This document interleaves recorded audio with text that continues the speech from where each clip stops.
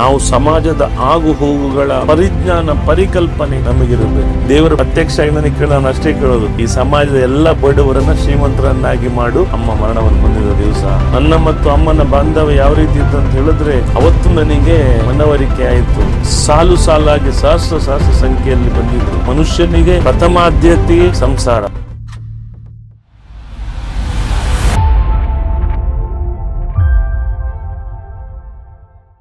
ನಿಮ್ಮ ಬಗ್ಗೆ ರಿಸೀವ್ ಮಾಡಿದಾಗ ಇನ್ನೊಂದು ಮುಖ್ಯವಾದ ಮಾತು ನನಗೆ ಅರ್ಥ ಆಯ್ತು. ಏನಂದ್ರೆ, ನೀವು ನಿಮ್ಮ ತಾಯಿಯ ಮಾತಿಗೆ ಬೆಲೆ ಕೊಟ್ಟು ಈಗ ಆ ಮಾತನ್ನು ತಲೆಗೆ ಹಾಕಿಕೊಂಡು ಅಷ್ಟೊಂದು ಶ್ರದ್ಧೆಯಿಂದ ಭಕ್ತಿಯಿಂದ ಅವರ ಮಾತಿಗೆ ಗೌರವ ಕೊಟ್ಟು ಸಮಾಜ ಸೇವೆ ಮಾಡ್ತಾ ಇದ್ದೀರಿ ಅಂತ ಕೇಳ್ಪಟ್ವಿ.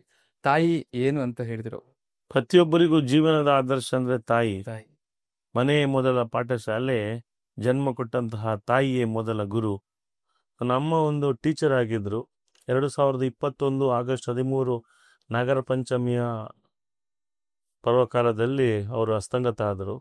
ಅಮ್ಮ ನುಂಗಲಾರದಂತಹ ಒಂದು ಪರಿಸ್ಥಿತಿ. ಯಾಕಂತ ಹೇಳಿದ್ರೆ, ನನ್ನ ಮತ್ತು ಅಮ್ಮನ ಬಾಂಧವ್ಯ ಯಾವ ರೀತಿ ಇತ್ತು ಅಂತ ಹೇಳಿದ್ರೆ, ಒಂದು ಅನ್ಯೋನ್ಯ. ನಾವು ಅಮ್ಮ ಮಗ ಹೇಳುವುದಕ್ಕಿಂತಲೂ ನನಗೊಂದು ಜೀವನದ ಸಣ್ಣದಿಂದಲೂ ಇವತ್ತಿನ ಗುರುಗಳ ಥರ ನನ್ನ ಅಮ್ಮ ನನಗಿದ್ರು. ಜೀವನದಲ್ಲಿ ಎಲ್ಲ ರೀತಿಯ ಆದರ್ಶ. ಅವರು ಉದ್ಯೋಗದಲ್ಲಿ ಇದ್ರು. ಬೆಳಗ್ಗೆ 5 ಗಂಟೆಗೆ ಎದ್ದು ಹಾಲು ಕರೆದು ದನಗಳಿಗೆ ಹುಲ್ಲು ಮಾಡಿ ಹಾಲು ಹಾಕಿ ಶಾಲೆಗೆ ಹೆಡ್ ಮಾಸ್ಟರ್ ಆಗಿದ್ರು. ಅವರು ಗೌರ್ಮೆಂಟ್ ಟೀಚರ್ ಆಗಿದ್ರು. ಪಾಠವನ್ನು ಮಾಡ್ಲಿಕ್ಕೆ ಹೋಗ್ತಾ ಇದ್ರು. ಅದರ ನಡುವೆ ಸಮಾಜದಲ್ಲಿ ನನ್ನ ಸುತ್ತಮುತ್ತ ಯಾರೆಲ್ಲ ಕಷ್ಟ ಅಂತ ಬರ್ತಿದ್ರು, ಮಕ್ಕಳಿಗೆ ಕೊಡೋದಿದ್ರು ಅವರಿಗೆ ಕೊಡ್ತಾ ಇದ್ರು. ದಾನ ಧರ್ಮವನ್ನು ಮಾಡ್ತಾ ಇದ್ರು. ನನಗೆ ಹೇಳ್ತಾ ಇದ್ರು, ನಿನಗೆ ಜೀವನದಲ್ಲಿ ಏನೇನು ಆಗ್ತದ ಮಗ, ಒಂದು ಕಾಲಘಟ್ಟದಲ್ಲಿ ನಿನಗೆ ಜೀವನದಲ್ಲಿ ಎಲ್ಲ ವ್ಯವಸ್ಥೆಗಳಾದ ನಂತರ ನೀನೇನು ದುಡಿತೀಯೋ ಅದರಲ್ಲಿ ಅರ್ಧದಷ್ಟು ಈ ಸಮಾಜಕ್ಕೆ ದಾನ ಧರ್ಮವನ್ನು ಮಾಡು. ಎಲ್ಲರೂ ಚೆನ್ನಾಗಿರಲಿ. ನಿನ್ನಂತೆಯೇ ನೆರೆಹೊರೆಯವರು ಕೂಡ ನಿನಗೊಂದು ಹಂತ ಬಂದು ನಿನ್ನೆಲ್ಲ ವ್ಯವಸ್ಥೆಗಳಾದ್ಮೇಲೆ ಅವರ ಜೀವನಕ್ಕೂ ಕೈಲಾದಷ್ಟು ಸಹಾಯವನ್ನು ಮಾಡು ಅಂತ ಹೇಳ್ತಾ ಇದ್ರು. ಸ್ವಂತಕ್ಕೆ ಸ್ವಲ್ಪ, ಸಮಾಜಕ್ಕೆ ಸರ್ವಸ್ವವನ್ನು ನಿಟ್ಟಿನಲ್ಲಿ ತಾಯಿ ಖಂಡಿತವಾಗಿ ನನಗೆ ಪ್ರೇರಣೆ. ಅವರು ಮರಣವನ್ನು ಹೊಂದಿದ್ರಲ್ಲ, ಅಸ್ತಂಗತರಾದ್ರಲ್ಲ, ಅವತ್ತು ನನಗೆ ಮನವರಿಕೆ ಆಯಿತು. ಅಮ್ಮ ಮಾಡಿದಂತಹ ದಾನ ಧರ್ಮಗಳು ಎಷ್ಟೋ ಜನ, ನನಗೆ ಊರಿನಲ್ಲಿ ನನಗೆ ಪರಿಚಯದ ವ್ಯಕ್ತಿಗಳಿಲ್ಲ. ಅವತ್ತು ಎಷ್ಟೋ ಜನ ನನಗೆ ಪರಿಚಯದ ವ್ಯಕ್ತಿಗಳು ಸಾಲು ಸಾಲಾಗಿ ಸಹಸ್ರ ಸಂಖ್ಯೆಯಲ್ಲಿ ಬಂದಿದ್ರು. ಅಮ್ಮ ಮರಣವನ್ನು ಹೊಂದಿದ ದಿವಸ ಅದೇ ಅವರ ಆಸ್ತಿ. ಅವರಷ್ಟು ಜನ ಸಂಪಾದನೆ ಮಾಡಿದ್ರು. ಟೀಚರ್ ಆಗಿದ್ದು, ಒಳ್ಳೆಯ ಪ್ರಗತಿಪರ ಕೃಷಿಕರಾಗಿದ್ದು, ಒಳ್ಳೆಯ ಹೈನುಗಾರಿಕೆಯನ್ನು ಮಾಡಿ ಎಲ್ಲರಿಗೆ ಕಷ್ಟ ಅಂತ ಬಂದವರಿಗೆ ನನ್ನಮ್ಮ ಯಾವತ್ತೂ ಕೊಡದಂತಹ, ಖಂಡಿತವಾಗಿ ಒಬ್ರಿಗೂ ಕೂಡ ಬಹಳ ದಾನ ಧರ್ಮವನ್ನು ಮಾಡಿದ್ದಾರೆ ನಮ್ಮಮ್ಮ.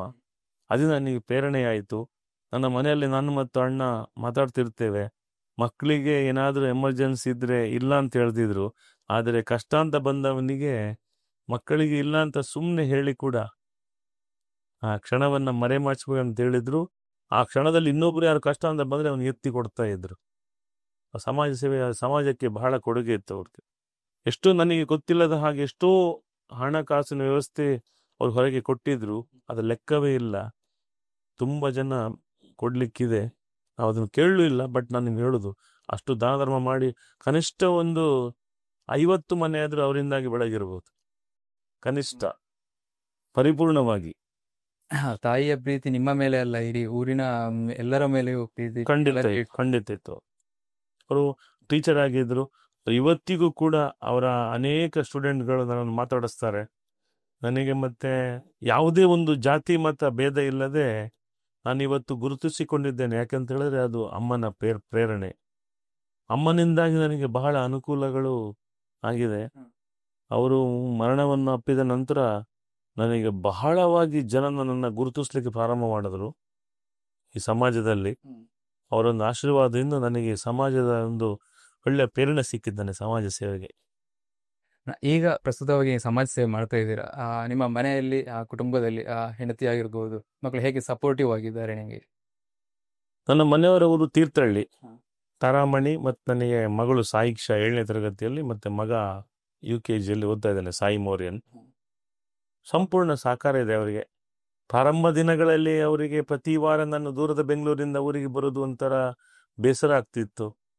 ಯಾವ ರೀತಿ ಒಂದು ಮಕ್ಕಳಿಗೆ ಅಪ್ಪ ಅಮ್ಮ ಒಂದು ಆಸರೆಯೋ, ಅದ ನಂತರ ಅವ್ರು ನೋಡ್ತಾ ಸಮಾಜ ಸೇವೆ ಅವರಿಗೊಂದು ಖುಷಿ ಅಂತ ಅನ್ನಿಸ್ತು. ಮಡದಿಯವರು ಕೂಡ, ತಾರಾಮಣಿ ಅದಕ್ಕೆ ಸಪೋರ್ಟ್ ಮಾಡ್ತಾ ಮಾಡ್ತಾ ಬರ್ತಾ ಇದ್ದಾರೆ. ಅವ್ರಿಗೆ ಬೇಸರ ಆಗ್ತದೆ, ಶನಿವಾರ ಆದಿತ್ಯವಾರ ಅಪ್ಪ ಮಕ್ಕಳಿಗೆ ಆಗ್ತದೆ ಅಪ್ಪ ಇಲ್ಲ, ಆದರೂ ಅವರು ಬಹಳ ಒಂದು ತ್ಯಾಗವನ್ನು ಮಾಡ್ತಾ ಇದ್ದಾರೆ ಮಕ್ಕಳ ಜೊತೆಗೆ, ನಮ್ಮ ಮನೆಯವರು ಕೂಡ. ಅದು ನನ್ನ ಪಾಲಿನ ಸೌಭಾಗ್ಯ ಅಂತ ಹೇಳಿದ್ರೆ ತಪ್ಪಾಗ್ಲಿಕ್ಕಿಲ್ಲ. ಬಹಳ ಒಂದು ತ್ಯಾಗವನ್ನು ಮಾಡ್ತಾ ಇದ್ದಾರೆ. ಎಲ್ಲಿ ಹೋದ್ರು ಹೋಗ್ಬೇಡಿ ಅಂತ ಹೇಳೋದಿಲ್ಲ, ಹೋಗಿ ಸಮಾಜ ಸೇವೆಯನ್ನು ಮಾಡಿ, ಮನಪೂರ್ವಕವಾಗಿ ಮಾಡಿ, ನೋಡ್ಕೊಂಡು ಮಾಡಿ. ಈ ಸಮಾಜದಲ್ಲಿ ನಾವು ಯಾರನ್ನು ನಂಬಲಿಕ್ಕಾಗೋಲ್ಲ. ಯಾಕಂತ ಹೇಳಿದ್ರೆ ಸಮಾಜ ವ್ಯವಸ್ಥೆ ಯಾವ ರೀತಿ ಅಂತ ಹೇಳಿದ್ರೆ ಒಳ್ಳೆಯ ವಿಚಾರಧಾರೆಗಳು ಬರ್ತದೆ, ಒಳ್ಳೆಯ ವಿಚಾರಧಾರೆಗಳಿಂದ ಹೆಚ್ಚಿನದಾಗಿ ಕೆಟ್ಟ ವಿಚಾರಧಾರೆಗಳು ಬಹಳಷ್ಟು ಹಿಂದೆ ಮುಂದೆ ಹೋಗ್ತಾ ಇದೆ. ಯಾಕಂದ್ರೆ ಸಮಾಜವೇ ಹಾಗೆ, ಯಾರು ಬೆಳೀತಾರೋ ಅಥವಾ ಯಾರು ಒಳ್ಳೆಯ ಸತ್ಕರ್ಮ ಸಚ್ಚಿತ್ತ ಸತ್ ಮನಸ್ಸಿನಿಂದ ಒಳ್ಳೆ ಕಾರ್ಯವನ್ನು ಮಾಡ್ತಾನೋ ಅವನಿಗೆ ಯಾರು ಖಂಡಿತವಾಗಿಯೂ ಪ್ರೋತ್ಸಾಹವನ್ನು ಮಾಡೋದಿಲ್ಲ. ಅವನ ಹಿಂದೆ ಮಾತನಾಡಿ ಅವಮಾನ ಅಪಮಾನ ಮಾಡುವವರ ಸಂಖ್ಯೆ ಜಾಸ್ತಿ ಇದೆ. ಆ ನಿಟ್ಟಿನಲ್ಲಿ ನನ್ನ ಮನೆಯವರು ಬಹಳ ನನಗೆ ಜಾಗೃತರನ್ನಾಗಿ ಮಾಡಿ, ಕ್ಷಣಕ್ಕೂ ಬೆಂಗಳೂರಿಂದ ಇಲ್ಲಿಗೆ ಬಂದ ಸಂದರ್ಭದಲ್ಲಿ ನನಗೆ ಒಳ್ಳೆಯ ರೀತಿಯ ದೇವರ ಹತ್ರ ಪ್ರಾರ್ಥನೆ ಕೂಡ ಮಾಡ್ತಾರೆ. ಬಹಳ ಒಂದು ನನಗೆ ಪ್ರೇರಣೆ. ನನ್ನ ಮನೆಯವರು ಅಂತ ಹೇಳ್ತಾ ಇಲ್ಲ, ನನ್ನ ಶ್ರೀಮತಿಯವರು ಬಹಳ ನನಗೆ ಸಪೋರ್ಟನ್ನು ಮಾಡಿದ್ದಾರೆ ಸಮಾಜ ಸೇವೆಗೆ. ಅವ್ರು ನನಗೊಂದು, ಯಾಕಂದರೆ ಮನೆಯಲ್ಲಿ ಮಾನಸಿಕ ಸ್ಥಿತಿ, ಮನೆಯ ವಾತಾವರಣ ಚೆನ್ನಾಗಿದ್ರೆ ಮಾತ್ರ ನೀವು ಸಮಾಜ ಸೇವೆಯನ್ನು ಮಾಡಬಹುದು. ಮನೆಯಲ್ಲಿ ವಾತಾವರಣ, ಮನೆಯ ಪರಿಸ್ಥಿತಿ, ಮನುಷ್ಯನಿಗೆ ಪ್ರಥಮ ಆದ್ಯತೆ ಸಂಸಾರ, ಅಪ್ಪ ಅಮ್ಮನ ಜೊತೆಗೆ ಹೆಂಡತಿ ಮಕ್ಕಳು ಕೂಡ. ಅವರ ಸಂಪೂರ್ಣ ಸಹಕಾರದಿಂದ, ಒಳ್ಳೆಯ ಮನಸ್ಸಿನಿಂದ ನನಗೆ ಇವತ್ತು ಕಳೆದ 1 ವರ್ಷದಿಂದ ಅವಿರತವಾಗಿ ಈ ಪ್ರತಿ ಶನಿವಾರ ಆದಿತ್ಯವಾರ ಹಾಗೂ ವಿವಿಧ ಬೇರೆ ಬೇರೆ ದಿನಗಳಲ್ಲಿ ವಾರದ ನಡುವೆ ನನಗೆ ಸಮಾಜ ಸೇವೆಯನ್ನು ಮಾಡಲಿಕ್ಕೆ ಬಹಳ ಒಂದು ಅನುಕೂಲಕರ ಪರಿಸ್ಥಿತಿಯನ್ನು ಅವ್ರು ನನಗೆ ಮಾಡಿದ್ದಾರೆ. ಬರುವಂಥ ಸಂದರ್ಭ ನಮ್ಮ ಎಲ್ಲವನ್ನ ಅಚ್ಚುಕಟ್ಟಾಗಿ ಸರಿದೂಗಿಸಿ ಮನೆಯನ್ನು ಸಮತೋಲನ ಮಾಡಿ ನಮ್ಮ ಮನೆಯವರು ಬಹಳ ಒಂದು ಸಪೋರ್ಟ್ ಮಾಡ್ತಾ ಇದ್ದಾರೆ. ಅದು ನನ್ನ ಪಾಲಿನ ಖಂಡಿತವಾಗಿಯೂ ಭಾಗ್ಯ ಅಲ್ಲ, ಅದು ನನ್ನ ಸೌಭಾಗ್ಯ ಅಂತ ಹೇಳ್ಬೋದು. ನನ್ನ ಪ್ರೇರಣೆಯಾಗಿದೆ ನನ್ನ ಮನೆಯವರು. ಬಹಳ ಒಂದು ನಾಲೆಡ್ಜ್ ಇದೆ ನನ್ನ ಮನೆಯವರಿಗೆ. ಸಾಮಾಜಿಕ ಜ್ಞಾನ, ಸಾಮಾನ್ಯ ಜ್ಞಾನ ಎಲ್ಲವೂ ನನ್ನ ಮನೆಯವರ ಹತ್ರ ಅದು ಮೈಗೂಡಿಸಿ ಬೆಳೆದಿದ್ದಾರೆ. ಯಾಕೆಂತ ಹೇಳಿದ್ರೆ ಬಹಳ ಕಷ್ಟದಿಂದ ಮೇಲೆ ಬಂದವರು ನನ್ನ ಮನೆಯವರು. ಬಹಳ ಒಂದು ಕಡು ಬಡತನದಲ್ಲಿ ಹುಟ್ಟಿದವರು. ಅಮ್ಮ ಸಹ ಕೂಲಿ ಕೆಲಸ ಹೋಗ್ತಿದ್ದವರು, ಅವರ ಅಪ್ಪಾಜಿ ಕೂಡ ಕಡು ಬಡತನದಿಂದ ಸಣ್ಣ ಒಂದು ಹುಲ್ಲಿನ ಮನೆಯಿಂದ ಬೆಳೆದು ಬಂದವರು. ಹಾಗಾಗಿ ಕಷ್ಟ ಕಾರ್ಪಣ್ಯಗಳ ನಡುವೆ ಬೆಳೆದು ಬಂದ ನನ್ನ ಮನೆಯವರಿಗೆ ಜೀವನದ ಆಗು ಹೋಗುಗಳ ಬಗ್ಗೆ ಸರಿಯಾದ ಸಾಮಾನ್ಯ ಜ್ಞಾನ ಹಾಗೂ ಆ ಒಂದು ಪರಿಕಲ್ಪನೆ ಇದೆ. ಹಾಗಾಗಿ ನನಗೆ ಬಹಳ ಸಂತೋಷ ಇದೆ, ಸರಿಯಾದ ಆಯ್ಕೆ ಮಾಡಿದ್ದೇನೆ ಜೀವನದಲ್ಲಿ ಅಂತ. ಈಗ ಸಮಾಜ ಸೇವೆ ಮಾಡುವಾಗ ನೀವು ವೈದ್ಯಕೀಯದಲ್ಲಿ ಆಂಬ್ಯುಲೆನ್ಸ್ ಸೇವೆಗಳನ್ನು ಒದಗಿಸಿದ ಜನರಿಗೆ, ಮಕ್ಕಳಿಗೆ ಶೈಕ್ಷಣಿಕವಾಗಿ ಪುಸ್ತಕಗಳು, ಶಾಲೆಗೆ ಧನ ಸಹಾಯಗಳು ಮಾಡಿದ್ದೀರಾ, ಭಜನಾ ಮಂದಿರಗಳಿಗೆ ಧನ ಸಹಾಯಗಳು ಮಾಡಿದ್ದೀರಾ. ಬಡವರಂತ ಹೇಳುವಂತ ಆ ಥರದಲ್ಲ, ಅಂದ್ರೆ ಬಹಳ ಕಷ್ಟ ಇರುವವರಿಗೆ ನೀವು ಧನ ಸಹಾಯಗಳು ಮಾಡಿದ್ದೀರಾ. ಅವರ ಆಶೀರ್ವಾದ, ಅವರ ಒಳ್ಳೆಯ ಮಾತುಗಳನ್ನು ಕೇಳುವ ನಿಮಗೆ ಹೇಗೆ ಅನಿಸ್ತಿದೆ ಇವರು? ನಾನು ಒಂದು ವರ್ಷಗಳ ಹಿಂದೆ ಈ ರೀತಿ ಜನಮಾನಸದಲ್ಲಿ ಇರ್ತೇನೆ ಅಂತ ಯೋಚನೆ ಇರಲಿಲ್ಲ, ಯೋಜನೆ ಇರಲಿಲ್ಲ. ನಾನು ಪ್ರಥಮವಾಗಿ ನಮ್ಮ ಗಣೇಶ ಭಜನಾ ಮಂದಿರ ಉರುವಾಲ್ನಲ್ಲಿ ಕುಪ್ಪೇಟಿಯಲ್ಲಿದೆ, ಅಲ್ಲಿಗೆ ದೇಣಿಗೆಯನ್ನು ಕೊಡ್ತಾ ಇದ್ದೆ ಪ್ರಥಮವಾಗಿ. ಅದರ ನಂತರ ನಮ್ಮ ತನ್ನೂಜಿ ಮಾಲಿಂಗೇಶ್ವರ ದೇವರಿದ್ದಾರೆ, ಆ ಎರಡೂ ನನಗೆ ಪ್ರೇರಣೆ. ನಮ್ಮ ಊರಿನಲ್ಲಿ 1999 ಇಸ್ವಿಯಲ್ಲಿ ನಾನು ಪ್ರಥಮ ಬ್ರಹ್ಮಕಲಶದಲ್ಲಿ ಭಾಗವಹಿಸಿದೆ. ನನ್ನ ಊರಿನ ಮಾಲಿಂಗೇಶ್ವರ ದೇವಸ್ಥಾನದಲ್ಲಿ ನನ್ನ ಅಪ್ಪ ಕೂಡ ಆ ದೇವಸ್ಥಾನದ ಟ್ರಸ್ಟಿಯಾಗಿದ್ದಾರೆ. ಇವತ್ತು ನಾನು ಕೂಡ ಅದರಲ್ಲಿ ಟ್ರಸ್ಟಿಯಾಗಿದ್ದೇನೆ. ಅದ ನಂತರ ನಮ್ಮ ಊರಿನ ಪಕ್ಕದಲ್ಲಿ ನಮ್ಮ ಊರಿನಲ್ಲಿ ಭಜನಾ ಮಂದಿರ ಇದೆ, ಗಣೇಶ ಭಜನಾ ಮಂದಿರ. ಸುಮಾರು 45-50 ವರ್ಷಗಳ ಹಿಂದಿನ ಭಜನಾ ಮಂದಿರ. ಅದು ಖಂಡಿತವಾಗಿ ಭಜನಾ ಮಂದಿರ ಅಲ್ಲ, ದೇವಸ್ಥಾನವಾಗಿ ಗಣೇಶ ನಮಗೆ ಬ್ಲೆಸ್ಸಿಂಗ್ ಅನ್ನು ಮಾಡ್ತಾ ಇದ್ದಾನೆ. ಅಲ್ಲಿಗೆ ನಾನು ಪ್ರಥಮವಾಗಿ ದೊಡ್ಡ ಮೊತ್ತದ ದೇಣಿಗೆಯನ್ನು ಕೊಟ್ಟೆ. ಅದ ನಂತರ ನನ್ನ ಜೀವನದ ಶೈಲಿ ಬದಲಾಯಿತು. ಅದಕ್ಕೆ ಪೂರಕವಾಗಿ ಬೈಪಾಡಿ ಗಣೇಶ ದೇವಸ್ಥಾನದ ಬ್ರಹ್ಮಕಲಶ ಆಯಿತು. ಅದರ ನಂತರ ಪ್ರತಿಯೊಬ್ಬರು ಅಲ್ಲಿಗೆ ಯಾವಾಗ ನಾನು ದೇಣಿಗೆಯನ್ನು ಕೊಟ್ಟನೋ ಅದರ ಸ್ವಲ್ಪ ದಿನಗಳ ಹಿಂದೆ ಒಳ್ಳೆಯ ಒಂದು ಕಾರ್ಯಕ್ರಮ ಆಯಿತು. ನಮ್ಮ ಚಂಡಿಕಾ ಮಹಾಯಾಗ ಆಯಿತು ನಾರಾವಿಯಲ್ಲಿ, ಅಲ್ಲಿ ಕೂಡ ಭಾಗವಹಿಸಿದ್ದೆ. ಅದರ ಸ್ವಲ್ಪ ಹಿಂದೆ ನಮ್ಮ ಒಕ್ಕಲಿಗರ ಈ ಯುವ ಸಮೂಹದ್ದು ಒಂದು ಒಳ್ಳೆ ಕ್ರೀಡಾಕೂಟ ಆಯಿತು ಆಗಸ್ಟ್ 17ಕ್ಕೆ. ಅಲ್ಲಿ ಕೂಡ ನನ್ನನ್ನು ಗುರುತಿಸಿದ್ರು, ಚಂದ್ರಗಾಮ್ ನಿಡ್ಡಹಜ್ ಅವರ ಸಾರಥ್ಯದಲ್ಲಿ ಆಗಿದ್ದು. ಅದರ ನಂತರ ಒಂದೊಂದಾಗಿ ಸ್ವಲ್ಪ ದಿವಸಗಳ ನಂತರ ಬ್ರಹ್ಮಕಲಶ ನಂತರ ಬೈಪಾಡಿ ಗಣೇಶ ದೇವಸ್ಥಾನದ ಬ್ರಹ್ಮಕಲಶದ ನಂತರ ನನ್ನ ಸಮಾಜ ಸೇವೆಯ ಚಿತ್ರಣವೇ ಬದಲಾಯಿತು. ಅದಕ್ಕೆ ಪೂರಕವಾಗಿ, ಅದಕ್ಕೆ ಒಂದು ಒಳ್ಳೆಯ ರೀತಿಯಲ್ಲಿ ಅದನ್ನು ಈ ಸಮಾಜಕ್ಕೆ ತೋರಿಸುವಂತ ಕೆಲಸವನ್ನು ಮಾಡಿದವರು ಯುಕೇಶ್ ಪಟ್ರಮೆ ಮತ್ತು ಜಗದೀಶ್ ದುಡುಪೆ. ಯುಕೇಶ್ ಪಟ್ರಮೆ ಯಾರಿಗೇ ಗೊತ್ತಿಲ್ಲದ ಹಾಗೆ ನನ್ನೊಂದು ಜಗದೀಶ್ ದುಡುಪೆ ಅವರು ಸೋಷಿಯಲ್ ಮೀಡಿಯಾವನ್ನ ಪ್ರಾರಂಭ ಮಾಡಿದರು. ಪ್ರಥಮವಾಗಿ ಫೇಸ್ಬುಕ್ ಅನ್ನ ನನ್ನ ಪೇಜ್ ಕಿರಣ್ ಚಂದ್ರ ಅಭಿಮಾನಿ ಬಳಗ ಅಂತ ಮಾಡಿದ್ರು. ಯಾರಿಗೂ ಗೊತ್ತಿರಲಿಲ್ಲ ಯಾರು ಮಾಡಿದ್ರು, ನನಗೂ ಗೊತ್ತಿಲ್ಲ ಪ್ರಾರಂಭ ದಿನಗಳಲ್ಲಿ, 1 ತಿಂಗಳು 2 ತಿಂಗಳು. ಅದು ನನಗೆ ಗೊತ್ತಾಯಿತು. ಪ್ರಥಮವಾಗಿ ಯುಕೇಶ್ ಪಟ್ರಮೆ ಮತ್ತು ಜಗದೀಶ್ ದುಡುಪೆ ಅವರು ನನ್ನ ಸಮಾಜ ಸೇವೆಯನ್ನ ಗುರುತಿಸಿಕೊಂಡು ಫೇಸ್ಬುಕ್ ಪೇಜ್ ಮಾಡಿದ್ರು. ಅದ ನಂತರ ಪ್ರವೀಣ್ ಗೌಡ ಕಣಿಯೂರು ಮತ್ತೆ ಪ್ರಮೋದ್ ದುಡುಪೆ ಅಂತ ಹೇಳುವವರು ನನ್ನ ವಾಟ್ಸಪ್ ಪೇಜನ್ನು ಪ್ರಾರಂಭ ಮಾಡಿದರು.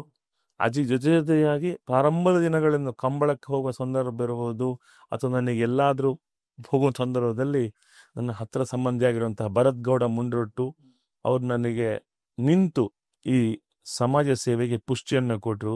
ಅವರ ಜೊತೆಗೆ ನಮ್ಮ ಬದನೋಡಿಯ ಪ್ರಸಾದ್ ಅವರು, ಬದನೋಡಿಯ ರಂಜಿತ್ ಅವರು, ಅದರ ನಂತರ ಜಯಂತ್ ನನ್ನ ಬಾಲ್ಯ ಸ್ನೇಹಿತ, ಪಕ್ಕದ ಮನೆಯವರು, ನನ್ನ ನೇಬರು, ಅದರ ಜೊತೆಗೆ ರಾಜೇಶ್ ಮುಂಡ್ರೊಟ್ಟು, ಇವರೆಲ್ಲರೂ ಸೇರಿ ನನ್ನ ಇವತ್ತಿಗೂ ಒಂದು ಬೆನ್ನೆಲುಬಾಗಿ ನನ್ನ ಹಿಂದೆ ನಿಂತಿದ್ದಾರೆ. ಅದ ನಂತರ ಪ್ರೇರಣೆಯಾಗಿ ಸ್ವಲ್ಪ ದಿವಸಗಳ ನಂತರ ನನಗೆ ನಮ್ಮ ಗೋಳಿತೊಟ್ಟ ಪುರುಷೋತ್ತಮನ ಪರಿಚಯ ಆಯಿತು. ಅವರು ಈ ಭಾಗದಲ್ಲಿ ಕೊಕ್ಕಡ, ಅರಸಿನಮಕ್ಕಿ, ಶಿವಾಜಿಯಲ್ಲಿ ಪುರುಷೋತ್ತಮಣ್ಣ ತುಂಬ ಜನರನ್ನು ನನಗೆ ಪರಿಚಯ ಮಾಡಿಕೊಟ್ರು.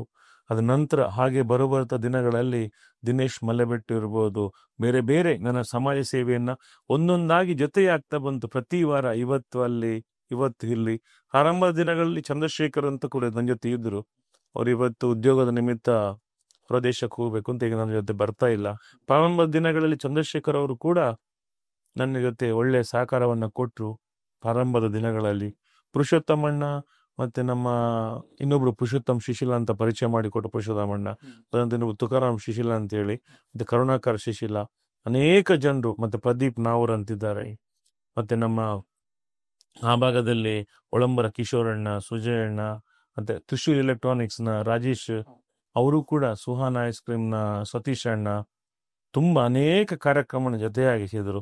ಹಾಗೆ ಬರ್ತಾ ಬರ್ತಾ ಒಂದು ತಿಂಗಳು 2 ತಿಂಗಳ ನಂತರ ಮೀಡಿಯಾದವ್ರು ನನ್ನನ್ನು ಸಂಪರ್ಕಿಸ್ಲಿಕ್ಕೆ ಬರ್ತಾ ಇದ್ರು. ಅದರಲ್ಲಿ ಸಂತೋಷ್ ಇರ್ಬೋದು, ನಮ್ಮ ಸುದ್ದಿ ಉದಯದವರು, ತುಕಾರಾಮಣ್ಣ ಅಂತ ನಮ್ಮ ಪ್ರಸಾದ್. ಅದರಲ್ಲಿ ವಿಶೇಷವಾಗಿ ನನಗೆ ಒಂದು ಮಾಧ್ಯಮ ಸಮೂಹದಲ್ಲಿ ನನಗೆ ಇದು ಸಪೋರ್ಟನ್ನು ಮಾಡಿದರು ಅಚ್ಚುಶ್ರೀ ಬಾಂಗೇರ ಅನ್ನುವರು. ಹಾಗೆ ತುಂಬ ಅನೇಕ ಜನ, ಹೊಸ್ಮಾಲ್ ಸತೀಶ್ ಅಣ್ಣ ಅಂತಿದ್ದಾರೆ, ಅನೇಕ ಜನ ವಿವಿಧ ರೀತಿಯಲ್ಲಿ ನನಗೆ ಪ್ರೇರಣೆಯನ್ನು ಮಾಡಿ ನನಗೆ ಒಳ್ಳೆಯ ಒಂದು ಅವಕಾಶವನ್ನು ಸೋಷಿಯಲ್ ಮೀಡಿಯಾದ ಮೂಲಕ, ಫೇಸ್ಬುಕ್, ವಾಟ್ಸಪ್ ಮೂಲಕ ನನ್ನನ್ನು ಪ್ರಚಾರ ಮಾಡಿದರು. ಹಾಗೆ ಬರುಬರ್ತ ದಿನಗಳಲ್ಲಿ ಎಲ್ಲರೂ ಹೇಳೋದು, ಒಕ್ಕಲಿಗರಲ್ಲಿ ಸದಾನಂದ ಗೌಡರು ಮತ್ತು ನಮ್ಮ ಶೋಭಾ ಕರಂದ್ಲಾಜೆ ಅವ್ರ ನಂತರ ಒಕ್ಕಲಿಗರ ನಾಯಕರಿಲ್ಲ. ನಾನು ಖಂಡಿತವಾಗಿಯೂ ಯಾವುದೇ ಒಂದು ರಾಜಕೀಯದ ದಾಹ ಅಥವಾ ಯಾವುದೇ ರಾಜಕೀಯ ದಾಸ್ಯಕ್ಕೆ ನನ್ನ ಸಮಾಜ ಸೇವೆಯನ್ನು ಪ್ರಾರಂಭ ಮಾಡಿದ್ದ ಅಲ್ವೇ ಅಲ್ಲ. ಅದು ಪುರುಷೋತ್ತಮಣ್ಣ ನನಗೆ ಗೊತ್ತಿರ್ಬೋದು, ಗೊತ್ತುಂಟು ಅವರಿಗೆ. ಜನಗಳು ಪ್ರಾರಂಭ ಮಾಡಿದರು, ನೀವು ಸಮಾಜ ಸೇವೆಯನ್ನು ಮಾಡ್ತಾ ಇದ್ದೀರಿ, ರಾಜಕೀಯಕ್ಕೆ ಬನ್ನಿ, ಹೀಗೆ ಮಾಡಿ ಹಾಗೆ ಮಾಡಿ. ಬಡವರ ಕಷ್ಟ ದಿನ ನನಗೆ ಚಿತ್ರಣ ಗೊತ್ತಾಯ್ತು ನನಗೆ, ಈ ಸಮಾಜದಲ್ಲಿ ಯಾವ ರೀತಿ ಇದೆ, ಈ ಸಮಾಜದಲ್ಲಿ ಯಾವ ರೀತಿ ಕಷ್ಟ ಇದೆ ಅಂತೇಳಿ. ಜನ ಜೊತೆಗೆ ಪ್ರತಿ ವಾರ ಬೆರೀತಾ ಸಮಾಜದ ಆಗು ಹೋಗುಗಳ ಬಗ್ಗೆ ಅರಿವು ನನಗಾಯಿತು. ಹಾಗಾಗಿ ಮತ್ತೆ ನಾನು ಬುಕ್ಕೆಲ್ಲ ಓದ್ತಾ ಇರ್ತೇನೆ. ಹಾಗೆ ಮತ್ತು ನನಗೆ ಈ ಸಮಾಜದಲ್ಲಿ ಅನೇಕ ಬೇರೆ ಬೇರೆ ಎಷ್ಟು ನಾವು ತಿಳ್ಕೊಂಡಷ್ಟು ಈ ಸಮಾಜ ಇಲ್ಲ. ಕಷ್ಟ ಕಾರ್ಪಣ್ಯಗಳ ನಡುವೆ ಇವತ್ತು ನಮ್ಮ ಬೆಳ್ತಂಗಡಿ ತಾಲೂಕಿನಲ್ಲಿ ಅನೇಕ ಸಾವಿರಾರು ಸಂಖ್ಯೆಯಲ್ಲಿ ಜನ ಇದ್ದಾರೆ. ನಾವು ತಿಳ್ಕೊಬೋದು, ಅವರಿಗೇನು ಕಮ್ಮಿ, ಇವ್ರಿಗೇನು ಖಂಡಿತ ಇಲ್ವೇ ಇಲ್ಲ ಅಣ್ಣ. ಕಷ್ಟದಲ್ಲಿರುವವರು ಬಹಳ ಮಂದಿ ಇದ್ದಾರೆ. ಅವರಿಗೆಲ್ಲ ಅನುಕೂಲ ಮಾಡಬೇಕು, ಕೈಯಲ್ಲಿ ಸಾಧ್ಯ ಆದಷ್ಟು ಸಹಾಯವನ್ನು ಮಾಡಬೇಕಂತ ಮನಸ್ಥಿತಿಯನ್ನು ನಾನು ನನ್ನಲ್ಲಿ ಮೈಗೂಡಿಸಿಕೊಂಡಿದ್ದೇನೆ, ಬೆಳೆಸಿದ್ದೇನೆ. ಆ ನಿಟ್ಟಿನಲ್ಲಿ ಸಮಾಜ ಸೇವೆಯನ್ನು ಮಾಡ್ತಾ ಇದ್ದೇನೆ ಇವತ್ತಿಗೂ ಕೂಡ. ನನ್ನಂತೆ ಇನ್ನೊಬ್ರು ಕೂಡ ಇರಬೇಕು, ಯಾರೂ ಕೂಡ ಬಡವರು ಇರಬಾರ್ದು. ಉದಾಹರಣೆಗೆ ನೋಡಿ, ಈಗ ನಾನು ಸಣ್ಣದಿರುವಾಗ ಬಾಲ್ಯದ ದಿನಗಳಲ್ಲಿ ನಾನು ಸೈಕಲ್ ಹೋಗುವಾಗ ಬೈಕ್ನಲ್ಲಿ ಹೋಗೋಣ ಆಸೆ ಪಡ್ತಿದ್ದೆ, ನಾನು ಕೂಡ ಬೈಕಲ್ಲಿ ಹೋಗ್ಬೇಕು ಅಂತ. ಅದ ನಂತರ ಬೈಕ್ ಬಂತು ನನ್ನ ಹತ್ರ. ಬೈಕ್ ಬಂದಾಗ ಏನು ಆಸೆ ಪಟ್ಟೆ ಕಾರಲ್ಲಿ ಹೋಗ್ಬೇಕು ಅಂತ. ಇದೊಂದು ಜೀವನದ ಕಾಲಘಟ್ಟಗಳು. ಕಾರಲ್ಲಿ ಹೋದಾಗ ಏನಾಯ್ತು, ಒಳ್ಳೆ ಕಾರ್ ತಗೊಳ್ಬೇಕು, ಅದರಲ್ಲಿ ವಿಭಿನ್ನತೆ, ಆ ಕಾರ್ ಬೇಕು. ನಂದು ಏನು ಆಸೆ ನೋಡಿ, ಈಗ ಪ್ರತಿಯೊಬ್ಬರಿಗೊಂದು ಜೀವನದಲ್ಲಿ ಹುಟ್ಟಿನಿಂದ ಸಾಯುವವರೆಗೆ ವಿವಿಧ ರೀತಿಯಲ್ಲಿ ಯೋಜನೆಗಳು ಇರ್ತದೆ, ಅಥವಾ ಆಸೆ ಆಕಾಂಕ್ಷೆಗಳು. ಮನುಷ್ಯನ ಆಸೆ ಆಕಾಂಕ್ಷೆಗಳು ಸಾವಿರಾರು, ಅದು ಈಡೇರದೆ ನೊಂದ ಜನ ಸಾವಿರಾರು. ಆ ನಿಟ್ಟಿನಲ್ಲಿ ಎಲ್ರಿಗೂ ಈ ಸಮಾಜದಲ್ಲಿ ಪ್ರತಿಯೊಬ್ಬರು ಕೂಡ ಅವನ ಕಾಲಘಟ್ಟದಲ್ಲಿ ಒಂದು ಒಳ್ಳೆಯ ಮನೆ, ಒಳ್ಳೆಯ ಸಂಸಾರ, ಒಳ್ಳೆಯ ಒಂದು ಅವನಿಗೆ ಹೋಗ್ಲಿಕ್ಕೆ. ಯಾಕಂದ್ರೆ ಈಗ ನಾವು ಎಲ್ಲಿ ಹೋಗ್ಬೇಕಿದ್ರೂ ಕಷ್ಟ ಇದೆ ಎಲ್ರಿಗೂ. ನಾವಂದ್ರೆ ಮುಂಚಿನ ದಿನಗಳಲ್ಲಿ ನಾವು ನಡೆದು ಹೋದಂತಹ ದಿನಗಳು, ಸಂದರ್ಭಗಳು ಅದೆಷ್ಟು. ಈಗ ಮನಸ್ಥಿತಿ ಎರಡೂ ಕೂಡ ನಡ್ಕೊಂಡು ಹೋಗ್ಲಿಕ್ಕೆ ಮನಸ್ಸು ಒಪ್ಪುವುದಿಲ್ಲ. ಯಾಕಂದ್ರೆ ಪರಿಸರ ಅದು ಪರಿವರ್ತನೆ ಆಗಿದೆ. ಆ ನಿಟ್ಟಿನಲ್ಲಿ ಎಲ್ಲ ಬಡವರು ನನ್ನಂತೆ ಕೂಡ ಒಳ್ಳೆಯ ಮನೆ, ನನ್ನಂತೆ ಕೂಡ ಒಳ್ಳೆಯ ಕಾರು ಅವರಿಗೂ ಸಿಗುವಂತಾಗ್ಲಿ, ಅವರ ಜೀವನ ಸುಖಮಯವಾಗಿರಲಿ. ಒಂದು ಆಶಯ ಆಕಾಂಕ್ಷೆಗಳು, ನನ್ನ ಆಸೆ ಅಷ್ಟೇ ಎಲ್ರಿಗೂ ಈಡೇರಲಿ. ಅವರ ಕಷ್ಟ ಕಾರ್ಪಣೆ ದೂರ ಆಗಿ ಒಳ್ಳೆಯ ರೀತಿಯಲ್ಲಿ ಅವರು ಬದುಕುವಂತ, ನೆಮ್ಮದಿಯ ಬದುಕು ಕಾಣುವಂತಾಗ್ಲಿ. ನಾನು ಕಾರಲ್ಲಿ ಹೋದ್ರೆ ಅವರು ಕೂಡ ಕಾರಲ್ಲಿ ಹೋಗ್ಬೇಕು ನನ್ನೊಂದು ಆಶಯನ ಅಷ್ಟೇ. ಯಾಕಂದ್ರೆ ಮನುಷ್ಯನೊಂದು ಆ ಜೀವನದ ಒಂದೊಂದು ಕಾಲಘಟ್ಟದಲ್ಲಿ ಏರಿಳಿತಗಳು ಇದ್ದೇ ಇರ್ತದೆ. ಆದರೆ ಅವನಿಗೊಂದು ಏನೇನು ಬೇಕು ಅನುಕೂಲಗಳು ಅಷ್ಟೇ. ನೋಡಿ, ನಾನು ನೋಡಿದ್ರಲ್ಲ ಈಗ ಜೀವನದಲ್ಲಿ 3 ವಿಚಾರಗಳನ್ನ, ಒಂದು ಒಳ್ಳೆಯ ಮಕ್ಕಳಾದ್ಮೇಲೆ ಒಳ್ಳೆಯ ವಿದ್ಯಾಭ್ಯಾಸ, ಅವರೊಂದು ಜೀವನದಲ್ಲಿ ಒಳ್ಳೆಯ ಸ್ಟೇಜನ್ನು ತಲುಪುವಂತ ಸೆಟ್ಲ್ ಆಗುವಂಥದ್ದು. 2ನೇದು ಒಂದು ಒಳ್ಳೆಯ ಮನೆ ಇರಲಿಕ್ಕೆ, ಗಾಳಿ ಬೆಳಕು ಇದನ್ನು ರಕ್ಷಣೆ ಮಾಡಿಕೊಳ್ಳಲಿಕ್ಕೆ. 3ನೇದು ಅವನಿಗೆಲ್ಲರಿಗೂ ಹೋಗುವ ಒಂದು ಕಾರು, ಯಾಕಂದ್ರೆ ಸಂಸಾರ ಸಮೇತವಾಗಿ ಹೋಗ್ಲಿ. ಪ್ರಥಮ ಆದ್ಯತೆಗಳು ಇಷ್ಟು ಜೀವನದ್ದು: ಒಂದು ಕಾರು, ಒಂದು ಮನೆ, ಅವನಿಗೆ ಓಡಾಡಲಿಕ್ಕೆ ಒಳ್ಳೆಯ ಖರ್ಚು ವೆಚ್ಚಕ್ಕೆ ದುಡ್ಡು, ಅಷ್ಟೇ. ಆ 3 ಪರಿಪೂರ್ಣವಾಗಿ ಸಿಕ್ಕಿದ್ರೆ ಯಾರು ಕೂಡ ಬೇಸರ ಪಡುವಂಥದ್ದು ಅಥವಾ ಇನ್ನೊಂದು ಅಸೂಯೆ ಪಡುವಂಥ ಸಂದರ್ಭಗಳೇ, ಕ್ಷಣಗಳೇ ಬರುವುದಿಲ್ಲ. ಅದಿಟ್ಟಿದ್ರೆ ಎಲ್ರಿಗೂ ಆ ಭಗವಂತ ಕರುಣಿಸಲಿ ಅನ್ನೋದು ನನ್ನ ಪ್ರಥಮ. ದೇವರು ಪ್ರತ್ಯಕ್ಷ ಆಗಿ ನನಗೆ ನಾನು ಅಷ್ಟೇ ಕೇಳೋದು, ಈ ಸಮಾಜದ ಎಲ್ಲ ಬಡವರನ್ನ ಶ್ರೀಮಂತರನ್ನಾಗಿ ಮಾಡು, ಅವನಿಗೆ ಅನುಕೂಲ ಆಗುವ ರೀತಿಯಲ್ಲಿ ಇಡು ಅನ್ನೋದು ನನ್ನೊಂದು ಬಯಕೆ ಅಷ್ಟೇ. ಉತ್ತಮವಾದ ಒಂದು ಮಾತು. ಯಾರು ಕೂಡ ಈಗಿನ ಸಮಯದಲ್ಲಿ ಸ್ವಾರ್ಥ ಹೆಚ್ಚಿರುವವರು ಜನರೇ, ಆದ್ರೆ ನೀವು ನಿಸ್ವಾರ್ಥದಿಂದ ಎಲ್ಲರೂ ಒಳ್ಳೇದಿರ್ಬೇಕಂತ ಹೇಳ್ತಿದ್ದೀರಿ. ಅದೊಂದು ಎಲ್ಲರ ಮನಸ್ಸಲ್ಲಿ ಬರುವಂತದ್ದಲ್ಲ ಈ ಮಾತು. ಎಲ್ರು ಒಳ್ಳೆ ರೀತಿಯಲ್ಲಿ ಇದ್ರೆ ಆಗ ಒಬ್ರಿಗೊಬ್ರು ನಾವು ಅನ್ಯಾಯ ಮಾಡುವಂಥದ್ದು ಅಥವಾ ಒಬ್ರಿಗೊಬ್ರು ನಾವು ಅವಲಂಬಿತವಾಗಿ ಅವನಿಗೆ ಅವಮಾನ ಮಾಡುವಂಥದ್ದು ಅಥವಾ ಅವನ ಕಾಲನ್ನ ಎಳೆಯುವಂಥ ಪರಿಸ್ಥಿತಿಗಳು ಬರುವುದಿಲ್ಲ. ಅದು ಮೀರಿ ನಿಂತಾಗ ಮಾತ್ರ ಜನ ಇರ್ತಾರೆ, ಆ ಮಾನಸಿಕ ಸ್ಥಿತಿಯವರು ಇರ್ತಾರೆ. ಆದ್ರೂ ಒಂದು ಕಾಲ ಹಂತದಲ್ಲಿ ಎಲ್ರು ಅನುಕೂಲರಾದ್ರೆ ಇನ್ನೊಬ್ಬನಿಗೆ ಅವಲಂಬಿತವಾಗುವುದು ಅಥವಾ ಇನ್ನೊಬ್ಬನನ್ನ ಪ್ರಯೋಜನ ಪಡೆಯುವಂತ ಪ್ರಮೇಯವೇ ಬರುವುದಿಲ್ಲ. ಎಲ್ರೂ ಜೀವನದಲ್ಲಿ ನನ್ನ ಆಶೆಯನ್ನ ಆ ಭಗವಂತ ಎಲ್ರಿಗೂ ಕರುಣಿಸಲಿ, ಎಲ್ರಿಗೂ ಅನುಕೂಲ ಮಾಡಿಕೊಡ್ಲಿ ಅಂತೇಳಿ. ನಾವು ಸಮಾಜದ ಆಗು ಹೋಗುಗಳ ಪರಿಕಲ್ಪನೆ ನಮಗಿರಬೇಕು. ಉದಾಹರಣೆ, ಈಗ ಯಾರೇ ಇರ್ಬೋದು, ಶ್ರೀಮಂತ ಒಬ್ಬನಿಗೆ ಹೆಲ್ಪ್ ಮಾಡ್ತಾನೆ, ನೆರವಿನ ನೆರಳು ಅಂತ ಒಂದು ಪರಿಕಲ್ಪನೆ. ಅವ್ನು ನನಗೆ ಹೆಲ್ಪ್ ಮಾಡ್ದ ಅನ್ನೋದು ಒಬ್ಬನ ವ್ಯಕ್ತಿಗೆ ಬರ್ತದೆ, ಹೆಲ್ಪ್ ಮಾಡ್ತದೆ. ಆದರೆ ಅದು ನಾನು ಹೆಲ್ಪ್ ತಗೊಳ್ಳೋದು ಎಷ್ಟು ಸರಿಯಾ ತಪ್ಪ ಅಂತೇಳಿ ಹೆಲ್ಪ್ ತಗೊಳ್ಳುವವನಿಗೆ ಬಿಟ್ಟಂತ ವಿಚಾರ. ನಮ್ಮ ಚಿಂತನೆ ಆಗಬೇಕು ಹೊರತು ನಮ್ಮ ಚಿಂತೆ ಇನ್ನೊಬ್ಬನ ಮನಸ್ಸಿನ ನೋವಾಗಬಾರ್ದು. ನಮ್ಮ ಚಿಂತನೆಗಳು ಅಥವಾ ನಮ್ಮ ಚಿಂತೆ ಪಾಸಿಟಿವ್ ಆಗಿರಬೇಕು. ಅಪ್ಪಮ್ಮ ನಮಗೆ ಹೌದು, ಅವ್ರು ನಾವು ನೋಡ್ತೇವೆ, ಮನೇಲಿ ಒಳ್ಳೆಯ ವಾತಾವರಣ ಇದ್ರೆ ಮಕ್ಕಳಿಗೆ ಅದು ಖಂಡಿತವಾಗಿ ಅನುಕೂಲ ಆಗ್ತದೆ. ಹಾಗಾಗಿ ನಾವು ಯಾವ ರೀತಿ ನಮ್ಮನ್ನು ನಾವು ತೊಡಗಿಸಿಕೊಳ್ತೇವೋ, ನಾವು ಯಾವ ರೀತಿ ನಮ್ಮ ಜೀವನದ ಶೈಲಿಯನ್ನ ಒಂದು ಚೌಕಟ್ಟನ್ನು ರೂಪಿಸಿಕೊಳ್ತೇವೋ, ಅಪ್ಪಮ್ಮ ಹೇಳುವುದಕ್ಕಿಂತಲೂ ಅಪ್ಪಮ್ಮನ ಆದರ್ಶಕ್ಕಿಂತಲೂ ನಾವು ತೆಗೆದುಕೊಳ್ಳುವಂತಹ ನಿರ್ಧಾರ, ಸ್ವಂತ ನಿರ್ಧಾರಗಳೇ ನಮಗೆ ಜೀವನದಲ್ಲಿ ದಾರಿದೀಪ. ನಾವು ಯೋಚನೆ ಮಾಡಬೇಕು, ಕಾರ್ಯಗತ ಮಾಡುವಲ್ಲಿ ಇನ್ನೊಬ್ಬನಿಗೆ ನೋವಾಗ್ತದೋ, ಇನ್ನೊಬ್ನಿಗೆ ತೊಂದರೆ ಆಗ್ತದೋ, ಇನ್ನೊಬ್ನಿಗೆ ಮೋಸ ಮಾಡ್ತಿದ್ದೆವು, ಆ ಎರಡು ನಮಗೆ ಪರಿಕಲ್ಪನೆ ಇರಬೇಕು. ನಾವು ಮೋಸ ಮಾಡ್ತೇವಾ, ನಾವು ಒಳ್ಳೇದನ್ನು ಮಾಡ್ತೇವಾ, ನಾವು ಕೆಟ್ಟದನ್ನು ಮಾಡ್ತೇವಾ, ಪ್ರತಿಯೊಂದು ವಿಚಾರಧಾರೆಗಳು ಅವನ ಮಾನಸಿಕ ಮನಸ್ಸಿನ ಸ್ಥಿತಿಗೆ ಸೀಮಿತವಾಗಿರ್ತದೆ. ನೀವು ಈಗ ಬೆಳ್ತಂಗಡಿ ಹಲವಾರು ಪ್ರದೇಶಗಳಿಗೆ ಭೇಟಿ ನೀಡಿದ್ದೀರಾ, ಹಲವಾರು ಮನೆಗಳಿಗೆ ಭೇಟಿ ನೀಡಿದ್ದೀರಾ. ನಿಮ್ಮ ದೂರದೃಷ್ಟಿಯ ಪ್ರಕಾರ ಬೆಳ್ತಂಗಡಿ ಬೆಳವಣಿಗೆ, ಅದು ಜನರ ಕಷ್ಟಗಳಿರ್ಬೋದು, ಇದೆಲ್ಲ ಸಂಪೂರ್ಣವಾಗಿ ಯಾವ ರೀತಿ ಬೆಳವಣಿಗೆ ಹಾದಿಯಲ್ಲಿ ಕೊಂಡೋಗ್ಬೇಕಂತ ನಿಮ್ಮ ಯೋಚನೆ ಇದೆ? ಸ್ವಾತಂತ್ರ್ಯ ಪೂರ್ವದಲ್ಲಿ ಬಹಳ ಕಷ್ಟ ಇತ್ತು. ಯಾಕಂತ ಹೇಳಿದ್ರೆ ಒಂದು ಆಚೆ ಘಟ್ಟ ಪ್ರದೇಶವಲ್ಲ, ಈಚೆ ಬಯಲು ಸೀಮೆಯಲ್ಲ ಅನ್ನುವಂತಹ ಒಂದು ದಕ್ಷಿಣ ಕನ್ನಡದ ಪರಶುರಾಮನ ಸೃಷ್ಟಿಯ ಪ್ರಾರಂಭದ ತಾಲೂಕು ನಮ್ಮ ಬೆಳ್ತಂಗಡಿ ತಾಲೂಕು. ಎಲ್ಲ ಪರಿಸರ ನೈಸರ್ಗಿಕ ದತ್ತವಾಗಿ ನದಿ, ಹಳ್ಳ, ಕೊಳ್ಳ, ಗದ್ದೆ, ತೋಟ ಎಲ್ಲವನ್ನು ಹೊಂದಿರುವಂತಹ ಪ್ರದೇಶ ನಮ್ಮ ಬೆಳ್ತಂಗಡಿ ತಾಲೂಕು. ಧರ್ಮಸ್ಥಳದ ಮಂಜುನಾಥ ಸ್ವಾಮಿ ನಮ್ಮ ಒಂದು ಆಶೀರ್ವಾದ. ಆ ನಿಟ್ಟಿನಲ್ಲಿ ಸ್ವಾತಂತ್ರ್ಯದ ಹಿಂದೆ, ಅದರ ನಂತರವೂ ಕುದುರೆಗಾಡಿಯಲ್ಲೋ ಎತ್ತಿನ ಬಂಡಿಯಲ್ಲೋ ಜನರು ಸಾಗಿ ಬೇರೆ ಬೇರೆ ಸ್ಥಳಗಳಿಗೆ ಹೋಗಿ ಜೀವನವನ್ನು ಮಾಡ್ತಾ ಇದ್ದು. ತದನಂತರ ಸ್ವಾತಂತ್ರ್ಯ ಬಂದ ನಂತರ ಅನುಕೂಲಗಳು ಯಾವ ರೀತಿ ಸಮಾಜದಲ್ಲಿ ತಂತ್ರಜ್ಞಾನ ಅಥವಾ ಮನುಷ್ಯನ ಭಾವನೆಗಳು ಅಥವಾ ಮನುಷ್ಯನ ಯೋಚನೆ ಬದಲಾವಣೆ ಆಗ್ತಾ ಬಂತು, ಆಗ ಸಮಾಜ ಕೂಡ ಪರಿವರ್ತನೆ ಆಗ್ತಾ ಬಂತು, ಅಭಿವೃದ್ಧಿಗಳು ಆಗ್ತಾ ಬಂತು. ಆ ನಿಟ್ಟಿನಲ್ಲಿ ಹಿಂದೆ ಇದ್ದಂತಹ ಸರ್ಕಾರ ರಸ್ತೆಯನ್ನು ನಿರ್ಮಾಣ ಮಾಡಿ ನಮಗೆ ಎಲ್ಲಿ ಹೋಗಬೇಕಿದ್ರೂ ಪ್ರಥಮವಾಗಿ ನಾವು ನೋಡುವುದು ರಸ್ತೆಯನ್ನು. ಸರಿಸುಮಾರು 40-50 ವರ್ಷಗಳ ಕಾಲ ಒಂದು ರೀತಿಯ ರಾಜಕೀಯ ವ್ಯವಸ್ಥೆಗಳಿತ್ತು. ಬಹಳ ವೇಗವಾಗಿ ಆಗದಿದ್ರೂ ಕುಂಠಿತ ವ್ಯವಸ್ಥೆಯಲ್ಲಿ ಕೂಡ ಸ್ವಲ್ಪ ಅಭಿವೃದ್ಧಿಗಳಾಯಿತು. ಅದರ ನಂತರ ಈಗಿನ ನಮ್ಮ BJP ಸರ್ಕಾರ ಅಥವಾ BJPಯ ಯುವ ನಾಯಕರು ಬಂದ ನಂತರ ಬೆಳ್ತಂಗಡಿಯ ಚಿತ್ರಣವೇ ಬದಲಾವಣೆ ಆಗಿದೆ. ವಸಂತ ಬಂಗೇರು ಸರಿಸುಮಾರು 5 ಸಲ MLA ಆಗಿದ್ರು. ಅವರು ಕೂಡ ಅಭಿವೃದ್ಧಿಯನ್ನು ಮಾಡಿದ್ದಾರೆ. ಅದರ ನಂತರ ನಮ್ಮ ಹರೀಶ್ ಪೂಂಜ ಅಭಿವೃದ್ಧಿಯ ಹರಿಕಾರ, ನಾವೇನನ್ನ ಈಗ ಮಾತಾಡ್ತಿದ್ದಾರೆ ಮನೆಗಳಲ್ಲಿ, ಅವರು ಬಂದ ನಂತರ ಬೆಳ್ತಂಗಡಿ ಅಭಿವೃದ್ಧಿ ಒಂದು ವೇಗವನ್ನು ಪಡೆದುಕೊಂಡಿತು. ಅನೇಕ ಕಡೆ ತಾಲೂಕಿನ ಮೂಲೆ ಮೂಲೆಯಲ್ಲೂ ರಸ್ತೆಗಳನ್ನು ನಿರ್ಮಾಣ ಮಾಡಿ, ಕಾಂಕ್ರೀಟೀಕರಣ ಮಾಡಿ, ಒಳ್ಳೆಯ ಒಂದು ರಸ್ತೆಯನ್ನು ನಿರ್ಮಾಣ ಮಾಡಿಕೊಟ್ಟು, ಪ್ರಥಮವಾಗಿ ಜನಗಳು ಕೇಳ್ತಾ ಇದ್ದದ್ದು ನನ್ನ ಮನೆಯ ರಸ್ತೆ ಸರಿಯಿಲ್ಲ, ಅದು ಸರಿಯಿಲ್ಲ ಅಂತ.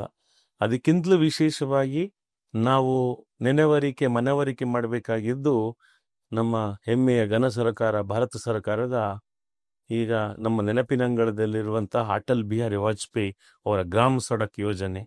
ಆ ಗ್ರಾಮ ಸಡಕ್ ಯೋಜನೆಯಿಂದಾಗಿ ಹಳ್ಳಿಯ ರಸ್ತೆಗಳು ಭಾರತದಾದ್ಯಂತ, ನಮ್ಮ ರಾಜ್ಯದಲ್ಲಿ ದಕ್ಷಿಣ ಕನ್ನಡ ಜಿಲ್ಲೆಯಲ್ಲಿ, ಅದರಲ್ಲೂ ವಿಶೇಷವಾಗಿ ಬೆಳ್ತಂಗಡಿ ತಾಲೂಕಿನ ಮೂಲೆ ಮೂಲೆಯಲ್ಲಿಯೂ ಅಟಲ್ ಬಿಹಾರಿ ಅವರ ಗ್ರಾಮ ಸಡಕ್ ಯೋಜನೆಯ ರಸ್ತೆಯಿಂದಾಗಿ ಬಹಳ ಅಭಿವೃದ್ಧಿಯನ್ನು ಪಡೆಯಿತು.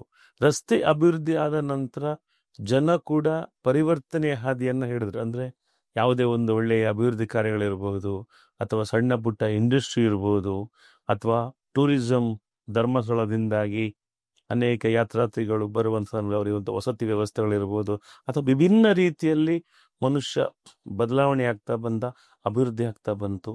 ಇನ್ನು 5 ವರ್ಷದ ಅವಧಿಯಲ್ಲಿ ಹರೀಶ್ ಪೂಂಜರೇನು ಮಾಡಿದ್ದಾರೋ ಆಗ ನಮ್ಮ ಸರ್ಕಾರ ಇತ್ತು, ನಮಗೆ ಬಹಳ ಪುಷ್ಟಿ ಆಯ್ತದು. ಈಗ ನಮ್ಮ ಸರ್ಕಾರ ಇಲ್ಲ, ಅವರಿಗೆ ಅಭಿವೃದ್ಧಿಯ ಅನುದಾನಗಳು ಬರ್ತಾ ಇಲ್ಲ. ಮುಂದೆ ಬರೋ ದಿನಗಳಲ್ಲಿ ಮತ್ತೆ ನಮ್ಮ ಸರ್ಕಾರ ಬಂದರೆ ಖಂಡಿತವಾಗಿಯೂ ಯಾರೇ ಶಾಸಕ ಆದರೂ ನಮ್ಮ ಅಭಿವೃದ್ಧಿ ಬೆಳ್ತಂಗಡಿ ತಾಲೂಕಿದ್ದು ಇನ್ನಷ್ಟು ಎತ್ತರಕ್ಕೆ ಹೋಗ್ತದೆ. ಈ ವರ್ಷ ಕಳೆದ ಇಲೆಕ್ಷನ್ ನನಗೆ ನಿರೀಕ್ಷೆ ಇತ್ತು ನಮ್ಮ ಸರ್ಕಾರ ಬರ್ತದೆ ಅಂತ ಹೇಳಿದ್ರೆ, ಆ ನಿರೀಕ್ಷೆ ಆಗಲಿಲ್ಲ.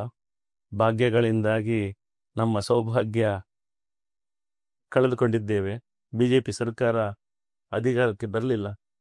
ಮುಂದೆ ಬರೋ ದಿನಗಳಲ್ಲಿ ಖಂಡಿತವಾಗಿಯೂ ಮತ್ತೆ ನಮ್ಮ ಹೆಮ್ಮೆಯ BJP ಸರ್ಕಾರ ಈ ರಾಜ್ಯದಲ್ಲಿ ಬಂದು ನಾವು ಅಭಿವೃದ್ಧಿಯನ್ನು ಕಾಣ್ತಿದ್ದೇವೆ. ಯಾವ ವ್ಯಕ್ತಿ ಅಥವಾ ಈಗಿನ ಕಾಲಘಟ್ಟದಲ್ಲಿ ಯಾರು ಭಾಗ್ಯಗಳಿಗೆ ಆಸೆ ಪಡುವುದಿಲ್ಲ. ಅದರಲ್ಲೂ ವಿಶೇಷವಾಗಿ ನಮ್ಮ ದಕ್ಷಿಣ ಕನ್ನಡ ಉಡುಪಿ ಜಿಲ್ಲೆಯ ಜನರು ಯಾರಿಗೂ ಯಾವ ಆಶೆಗೂ ಯಾವ ಆಮಿಷಗಳಿಗೂ ಬಲಿಯಾಗುವಂತಹ ಜನರ ಮಾನಸಿಕ ಸ್ಥಿತಿ ಇಲ್ಲ. ಎಲ್ಲರೂ ಅವರವರ ವ್ಯವಸ್ಥೆಗೆ ತಕ್ಕ ಮಟ್ಟಿಗೆ ಅನುಕೂಲಸ್ಥರಾಗಿದ್ದಾರೆ. ಹಾಗಾಗಿ ಮುಂದೆ ಬರುವ ದಿನಗಳಲ್ಲಿ ಆ ಭಾಗ್ಯಗಳೆಲ್ಲ ನಿಂತು ಅಭಿವೃದ್ಧಿಯಾಗಲಿ, ನಮ್ಮ ರಾಜ್ಯದಲ್ಲಿ ಪ್ರತಿ ಮೂಲೆಯಲ್ಲೂ ಅನುಕೂಲಗಳಾಗಲಿ, ಅನುದಾನಗಳು ಬರಲಿ, ಆಗ ಒಳ್ಳೊಳ್ಳೆ ಕಾರ್ಯಗಳಾಗ್ತದೆ. ನನ್ನ ಯೋಜನೆಗಳು ಅನೇಕ ಇದೆ ಬೆಳ್ತಂಗಡಿ ತಾಲೂಕಿಗೆ. ಶೈಕ್ಷಣಿಕವಾಗಿ, ಆರೋಗ್ಯ ಸೇವೆಯಲ್ಲಿ, ಸಾಮಾಜಿಕ ದೃಷ್ಟಿಯಲ್ಲಿ, ಸಾಂಸ್ಕೃತಿಕ ಕ್ಷೇತ್ರದಲ್ಲಿ ಹಾಗೂ ಕ್ರೀಡಾಪಟುಗಳಿಗೆ. ವಿಶೇಷವಾಗಿ ಈಗಿನ ಕಾಲಘಟ್ಟದಲ್ಲಿ ಬೆಳ್ತಂಗಡಿ ತಾಲೂಕಿನಲ್ಲಿ ಅನೇಕ ಜನ ನನ್ನ ಮನೆಗೆ ಬರ್ತಾ ಇದ್ದಾರೆ. ಸರ್ಕಾರಿ ಶಾಲೆಗಳನ್ನ ಉನ್ನತೀಕರಣ ಅಥವಾ ಅಭಿವೃದ್ಧಿ ಮಾಡೋದು. ಸರ್ಕಾರಿ ಶಾಲೆಗಳೆಲ್ಲ 50, 60, 70 ವರ್ಷಗಳ ಹಿಂದಿನ ಕಟ್ಟಡಗಳು. ಆಗ ಕಾಂಕ್ರೀಟೀಕರಣ ಇರಲಿಲ್ಲ. ಮರ ವ್ಯವಸ್ಥೆ ನಮ್ಮ ಹತ್ರ ಬಹಳ ಅಚ್ಚುಕಟ್ಟಾಗಿತ್ತು. ಬೇಕಾದ ಪೀಠೋಪಕರಣಗಳು ಸಿಗ್ತಾ ಇತ್ತು. ಹಾಗೆ ಈಗಿನ ಕಾಲಘಟ್ಟದಲ್ಲಿ ನಮಗೆ ಬೇಕಾದಂತಹ ಪೀಠೋಪಕರಣಗಳ ವ್ಯವಸ್ಥೆ ಇಲ್ಲ. ಹಾಗಾಗಿ ಈ ಅನೇಕ ಶಾಲೆಗಳು ಶಿಥಿಲಾವಸ್ಥೆಯಲ್ಲಿ, ಗೋಡೆ ಚೆನ್ನಾಗಿದೆ, ಆದರೆ ಅದರ ಚಾವಣಿ ವ್ಯವಸ್ಥೆಗಳು ಸರಿಯಾಗಿಲ್ಲ. ಅದೆಲ್ಲ ರಿಪೇರಿ ಮಾಡುವುದು, ಅಥವಾ ಸರ್ಕಾರಿ ಶಾಲೆಯಲ್ಲಿ ಓದುವಂತಹ ಮಕ್ಕಳ ಸಂಖ್ಯೆಯು ಗಣನೀಯವಾಗಿ ಕಡಿಮೆಯಾಗಿದೆ. ಆದರೂ ಅಲ್ಲಿ ಹೋಗುತ್ತಿರುವಂತಹ ಮಕ್ಕಳಿಗೆ ಸರ್ಕಾರಿ ಶಾಲೆಯಲ್ಲಿ ಎಲ್ಲ ತಾಲೂಕಿನಾದ್ಯಂತ ಪ್ರಥಮವಾಗಿ ನಾವು ಸರ್ಕಾರಿ ಶಾಲೆಗಳ ಅಭಿವೃದ್ಧಿ ಆಗಬೇಕು, ಅದರ ಕಾಮಗಾರಿಗಳೇ ಆಗಬೇಕು. ಯಾಕಂದರೆ ಸಣ್ಣ ಸಣ್ಣ ದೇವರ ಸಮಾನವಾದಂಥ ಪುಟಾಣಿ ಮಕ್ಕಳು ಓದ್ತಾ ಇದ್ದಾರೆ. ಅವರಿಗೆ ಬೇಕಾದಂತಹ, ಯಾಕಂತ ಹೇಳಿದ್ರೆ ಅವ್ರು ಯಾರೆಲ್ಲ ಸರ್ಕಾರಿ ಶಾಲೆಯಲ್ಲಿ ಓದ್ತಾ ಇದ್ದಾರೋ ಅವರಲ್ಲಿ ಅವರ ಮನೆಯವರು ಹೆತ್ತವರಷ್ಟು ಅನುಕೂಲಸ್ಥರಲ್ಲ. ಅವರಿಗೆ ಒಳ್ಳೆಯ ಫೀಸನ್ನು ಕೊಟ್ಟು ಒಳ್ಳೊಳ್ಳೆಯ ಅಭಿವೃದ್ಧಿ ಅಥವಾ ಒಳ್ಳೊಳ್ಳೆಯ ಚಂದವಾಗಿರುವಂತಹ ವ್ಯವಸ್ಥೆ ಶಾಲೆ ಕಲಿಸಿಕೊಡುವಂತಹ ಅನುಕೂಲಸ್ಥರು ಖಂಡಿತ ಅಲ್ಲ. ಹಾಗಾಗಿ ಅವರೂ ಕೂಡ ಬಡತನದ ಕಷ್ಟ ಕಾರ್ಪಣ್ಯ ನಡುವೆ ಇದ್ರೂ ಸರ್ಕಾರಿ ಶಾಲೆಗಳು ಬಡವರಿಗಂತಲೇ ಇದೆ. ಅನೇಕ ಜನ ಬಡ ವಿದ್ಯಾರ್ಥಿಗಳು ವಿದ್ಯಾರ್ಜನೆ ಮಾಡ್ತಾ ಇದ್ದಾರೆ. ಸರ್ಕಾರಿ ಶಾಲೆಯಲ್ಲಿ ಕಲಿತಂತಹ ಮಕ್ಕಳಿಗೆ ಸಂಸ್ಕಾರ ಸಂಸ್ಕೃತಿ ಜಾಸ್ತಿ ಇದೆ, ಯಾಕಂದರೆ ಬಡತನ ಇದೆ. ಹಾಗಾಗಿ ಅವರಿಗೆ ಒಳ್ಳೆಯ ವ್ಯವಸ್ಥೆ ಸಿಗುವಂತಾಗಲಿ ಅದನ್ನೊಂದು ಭಾಳ ಆಸೆ ಇದೆ. ಎಲ್ಲ ದಕ್ಷಿಣ ಕನ್ನಡ ಜಿಲ್ಲೆಯಲ್ಲಿ, ವಿಶೇಷವಾಗಿ ಬೆಳ್ತಂಗಡಿ ತಾಲೂಕಿನಲ್ಲಿ ಇರುವಂತಹ ಎಲ್ಲ ಸರ್ಕಾರಿ ಶಾಲೆಗಳ ಅಭಿವೃದ್ಧಿ ಆಗಲಿ. ಎರಡನೇದು, ನೀರಾವರಿ ವ್ಯವಸ್ಥೆಗೆ ತುಂಬ ವ್ಯವಸ್ಥೆಯನ್ನು ಮಾಡಿಕೊಟ್ಟಿದ್ದಾರೆ ನಮ್ಮ ಶಾಸಕರು. ಮುಂದೆ ಬರೋ ದಿನಗಳಲ್ಲಿ ಇನ್ನಷ್ಟು ನೀರಾವರಿ ಉತ್ತೇಜನ ಕೊಡಬೇಕು. ಯಾಕಂದರೆ ನಾವು ಕೃಷಿ ಅವಲಂಬಿತ ನಮ್ಮ ಬೆಳ್ತಂಗಡಿ ತಾಲೂಕು. ಅದೇ ರೀತಿಯಲ್ಲಿ ವೈದ್ಯಕೀಯ ವ್ಯವಸ್ಥೆಗಳು ಆಗಲಿ. ಅದ ನಂತರ ನಮ್ಮ ತಾಲೂಕು ಬಹಳ ದೊಡ್ಡ ತಾಲೂಕು. ಶಿಶಿಲ ಶಿವಾಜಿ ಅರಸಿನಮಕ್ಕಿಯಿಂದ ಹೋಗುವಂತಹ ಜನರಿಗೆ ಬಸ್ಸಿನ ವ್ಯವಸ್ಥೆಗಳಿರ್ಬೋದು ಅಥವಾ ವೈದ್ಯಕೀಯ ವ್ಯವಸ್ಥೆಗಳಿರ್ಬೋದು ಅವರಿಗೆ ತಲುಪುವಂತಾಗಲಿ. ಯಾಕಂದರೆ ಬಹಳ ದೂರ ಇದೆ. ಸುಸಜ್ಜಿತವಾದ ಒಂದು ಸರ್ಕಾರಿ ಆಸ್ಪತ್ರೆ ಈ ಕೊಕ್ಕಡ ಈ ಭಾಗದಲ್ಲೂ ಆದರೆ ತುಂಬ ಜನರಿಗೆ ಅನುಕೂಲ ಆಗ್ತದೆ. ಶಿಶಿಲ ಶಿವಾಜಿ ಅರಸಿನಮಕ್ಕಿ ಈ ಭಾಗದಲ್ಲಿ, ಕೊಕ್ಕಡ ಮತ್ತು ಕೊಳ್ಳಿತೊಟ್ಟು ಈ ಪರಿಸರದಲ್ಲಿ ಸರ್ಕಾರಿ ಆಸ್ಪತ್ರೆಯನ್ನು ಉನ್ನತೀಕರಿಸಿದ ಸರ್ಕಾರಿ ಆಸ್ಪತ್ರೆ ಕೊಕ್ಕಡದಲ್ಲಿ ಈ ಹೋಬಳಿ ಮಟ್ಟದಲ್ಲಿ ಆದರೆ ಬಹಳ ಅನುಕೂಲ ಆಗ್ತದೆ. ಅದೇ ರೀತಿ ಸರ್ಕಾರಿ ಆಸ್ಪತ್ರೆ ನಮ್ಮ ಆ ಕಡೆ ಬೆಳ್ತಂಗಡಿಯಲ್ಲಿದೆ, ಅದು ಇನ್ನಷ್ಟು ವೇಗವನ್ನು ಪಡಿಬೇಕು. ಒಳ್ಳೆ ರೀತಿ ಒಂದು MRI ಸ್ಕ್ಯಾನಿಂಗ್ ಅಲ್ಲೆಲ್ಲ, ಅಲ್ಟ್ರಾಸೌಂಡ್ ಸ್ಕ್ಯಾನಿಂಗ್ ಎಲ್ಲ ಬಹಳ ಕಷ್ಟ ಇದೆ. ಆರೋಗ್ಯಕ್ಕೆ, ಶಿಕ್ಷಣಕ್ಕೆ, ಅದರ ಜೊತೆಗೆ ಕ್ರೀಡೆಗೂ ಕೂಡ ನಮ್ಮ ಬೆಳ್ತಂಗಡಿ ತಾಲೂಕಿನಲ್ಲಿ ಒಳ್ಳೆಯ ಉತ್ತೇಜನ, ಕ್ರೀಡಾಪಟುಗಳಿದ್ದಾರೆ, ಉತ್ತೇಜನ ಕೊಡುವಂತಹ ಒಳ್ಳೆಯ ಕ್ರೀಡಾಂಗಣ ಇದೆ. ಅದರಲ್ಲಿ ವ್ಯವಸ್ಥೆಗಳು ಬದಲಾವಣೆ ಆಗಬೇಕು ಕ್ರೀಡಾಪಟುಗಳಿಗೆ. ಹೌದು. ಮತ್ತೆ ಅದೇ ರೀತಿ ನಮ್ಮಲ್ಲಿ ವಿಶೇಷವಾಗಿ ಬೆಳ್ತಂಗಡಿಯಲ್ಲಿ ನಾವೀಗ ನೋಡುವುದಂತ ಹೇಳಿದ್ರೆ ಹಿಂದುತ್ವದ ಪ್ರತಿಪಾದನೆ ಇದೆ. ಅಲ್ಲಲ್ಲಿ ಭಜನಾ ಮಂದಿರಗಳು, ಅಲ್ಲಲ್ಲಿ ದೇವಸ್ಥಾನಗಳು, ಅಲ್ಲಲ್ಲಿ ದೈವವನ್ನ ಸೇವೆಯಾಗುವಂತಹ ಗುಡಿಗಳಿದೆ. ಅನೇಕ ರೀತಿಯಲ್ಲಿ ಹಿಂದುತ್ವ ಮತ್ತು ಹಿಂದುತ್ವ ಸಂಸ್ಕಾರ ಸಂಸ್ಕೃತಿ ಬೇಕಾದ ಪೂರಕವಾದ ವಾತಾವರಣ ಇದೆ. ಆ ನಿಟ್ಟಿನಲ್ಲಿ ಎಲ್ಲೆಲ್ಲಿ ದೇವಸ್ಥಾನ, ಭಜನಾ ಮಂದಿರ ಏನಿದೆಯೋ ಅದೆಲ್ಲ ಅಭಿವೃದ್ಧಿ ಆಗಲಿ, ನಮ್ಮ ಒಗ್ಗಟ್ಟಾಗಲಿ ಅಂತ ಒಂದು ಆಶೆ. ಅದರ ಜೊತೆಗೆ ಸಾಂಸ್ಕೃತಿಕವಾಗಿ ಅನೇಕ ವಿಭಿನ್ನ ಪ್ರತಿಭೆಗಳಿದ್ದಾರೆ, ಅವರಿಗೂ ಕೂಡ ಒಂದು ಒಳ್ಳೆಯ ವೇದಿಕೆ ಸಿಗುವಂತಾಗಿ.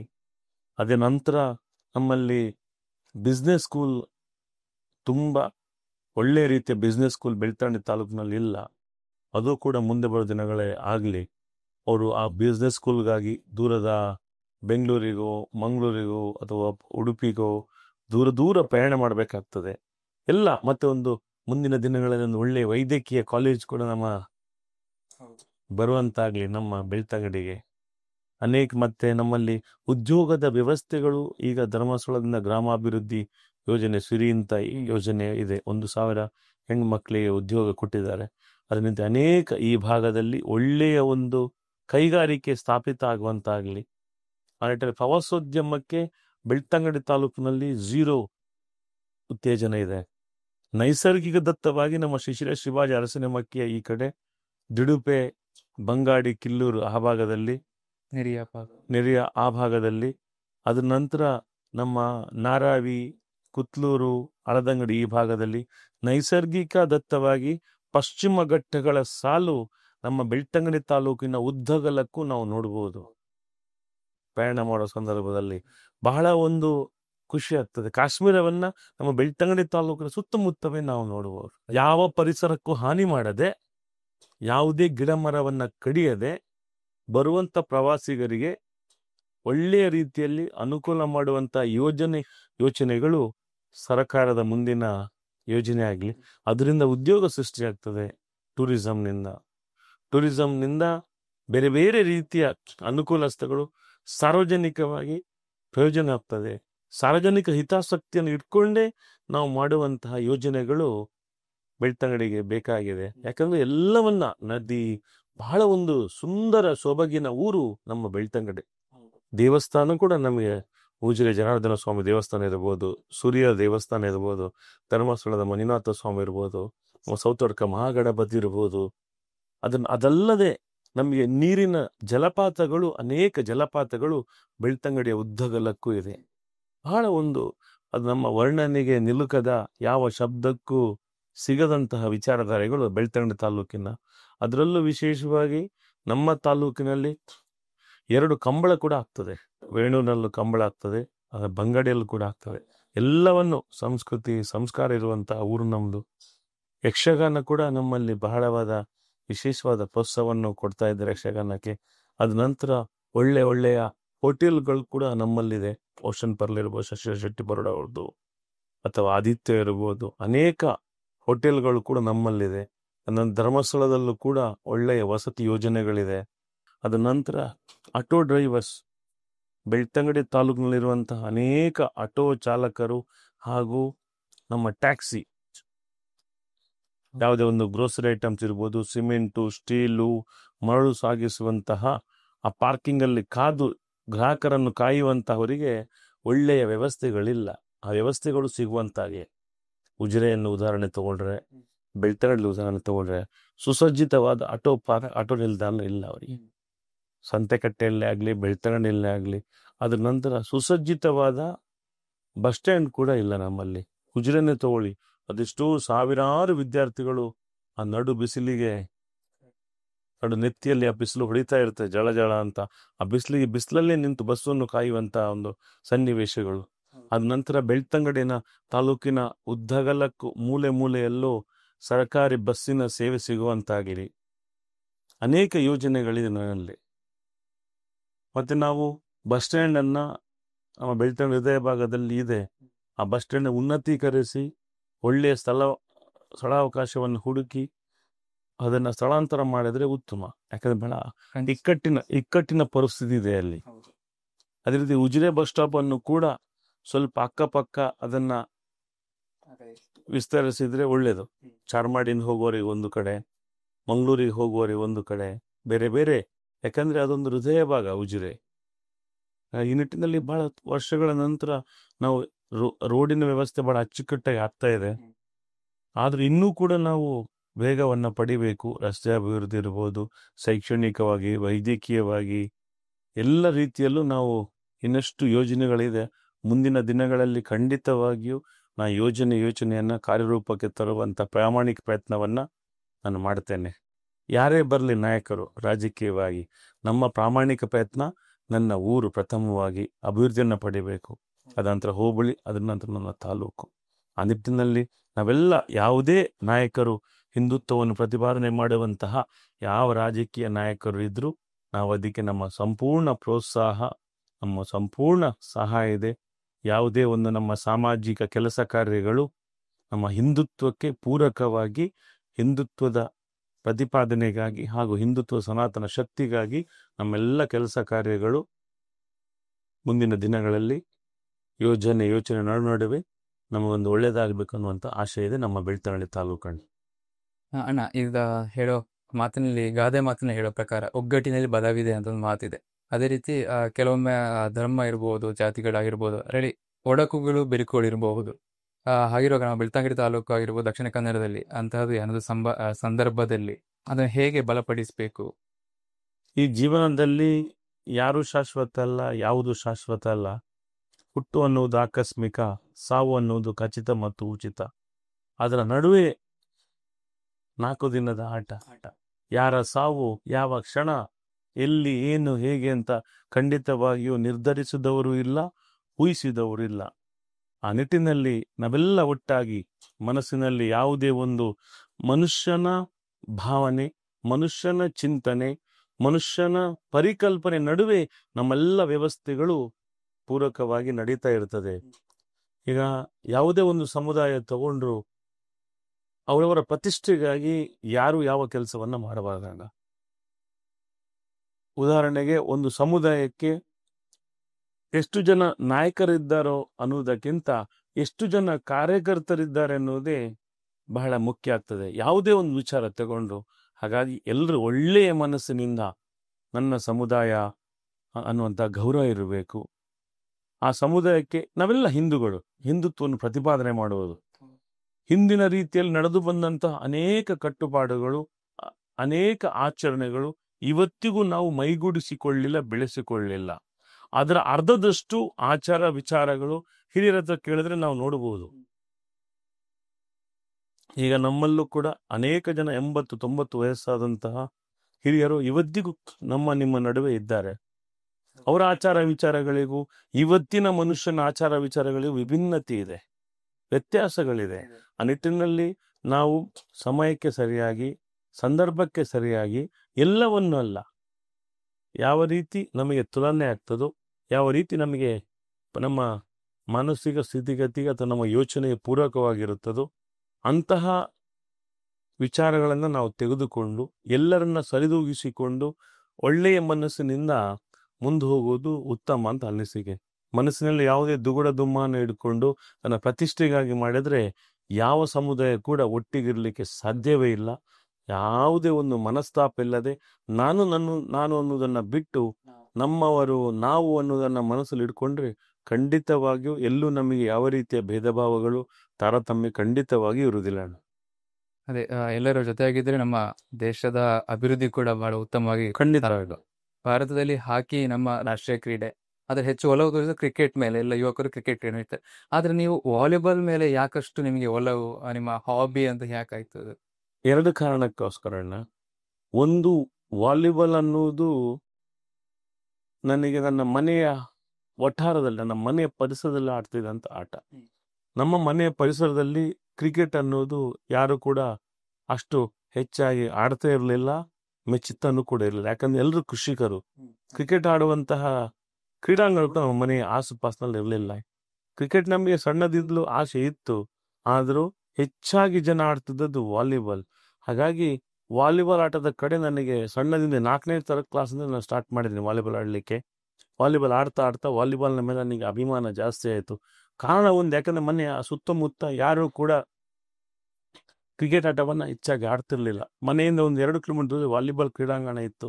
ಹಾಗಾಗಿ ನನಗೆ ವಾಲಿಬಾಲ್ ಆಟವನ್ನು ನಾನು ತೊಡಗಿಸಿಕೊಂಡ ಕಾರಣ ವಾಲಿಬಾಲೇ ನನಗೆ ಅಚ್ಚುಮೆಚ್ಚು ಆಯಿತು. ಕ್ರಿಕೆಟಲ್ಲಿ ನಾವು ನೋಡಬೇಕಿದ್ರೆ ಕ್ರಿಕೆಟಲ್ಲಿ 2-3 ಮಾತ್ರ ಅಲ್ಲಿ ಆಟ, ಮತ್ತೆಲ್ಲ ನಿಂತ್ಕೊಂಡು ನೋಡಬೇಕಾಗ್ತದೆ. ವಾಲಿಬಾಲಲ್ಲಿ ಹಾಗೆಲ್ಲ 6 ಜನ ಟೀಮ್ನೊಳಗೆ 6 ಜನ ಕೂಡ ಆಕ್ಟಿವ್ ಆಗಿ, ಅಲರ್ಟ್ ಆಗಿ, ಬಹಳ ಒಂದು ತ್ವರಿತಗತಿಯಲ್ಲಿ ಚಲನವಲನ ಮಾಡಬೇಕಾಗ್ತದೆ.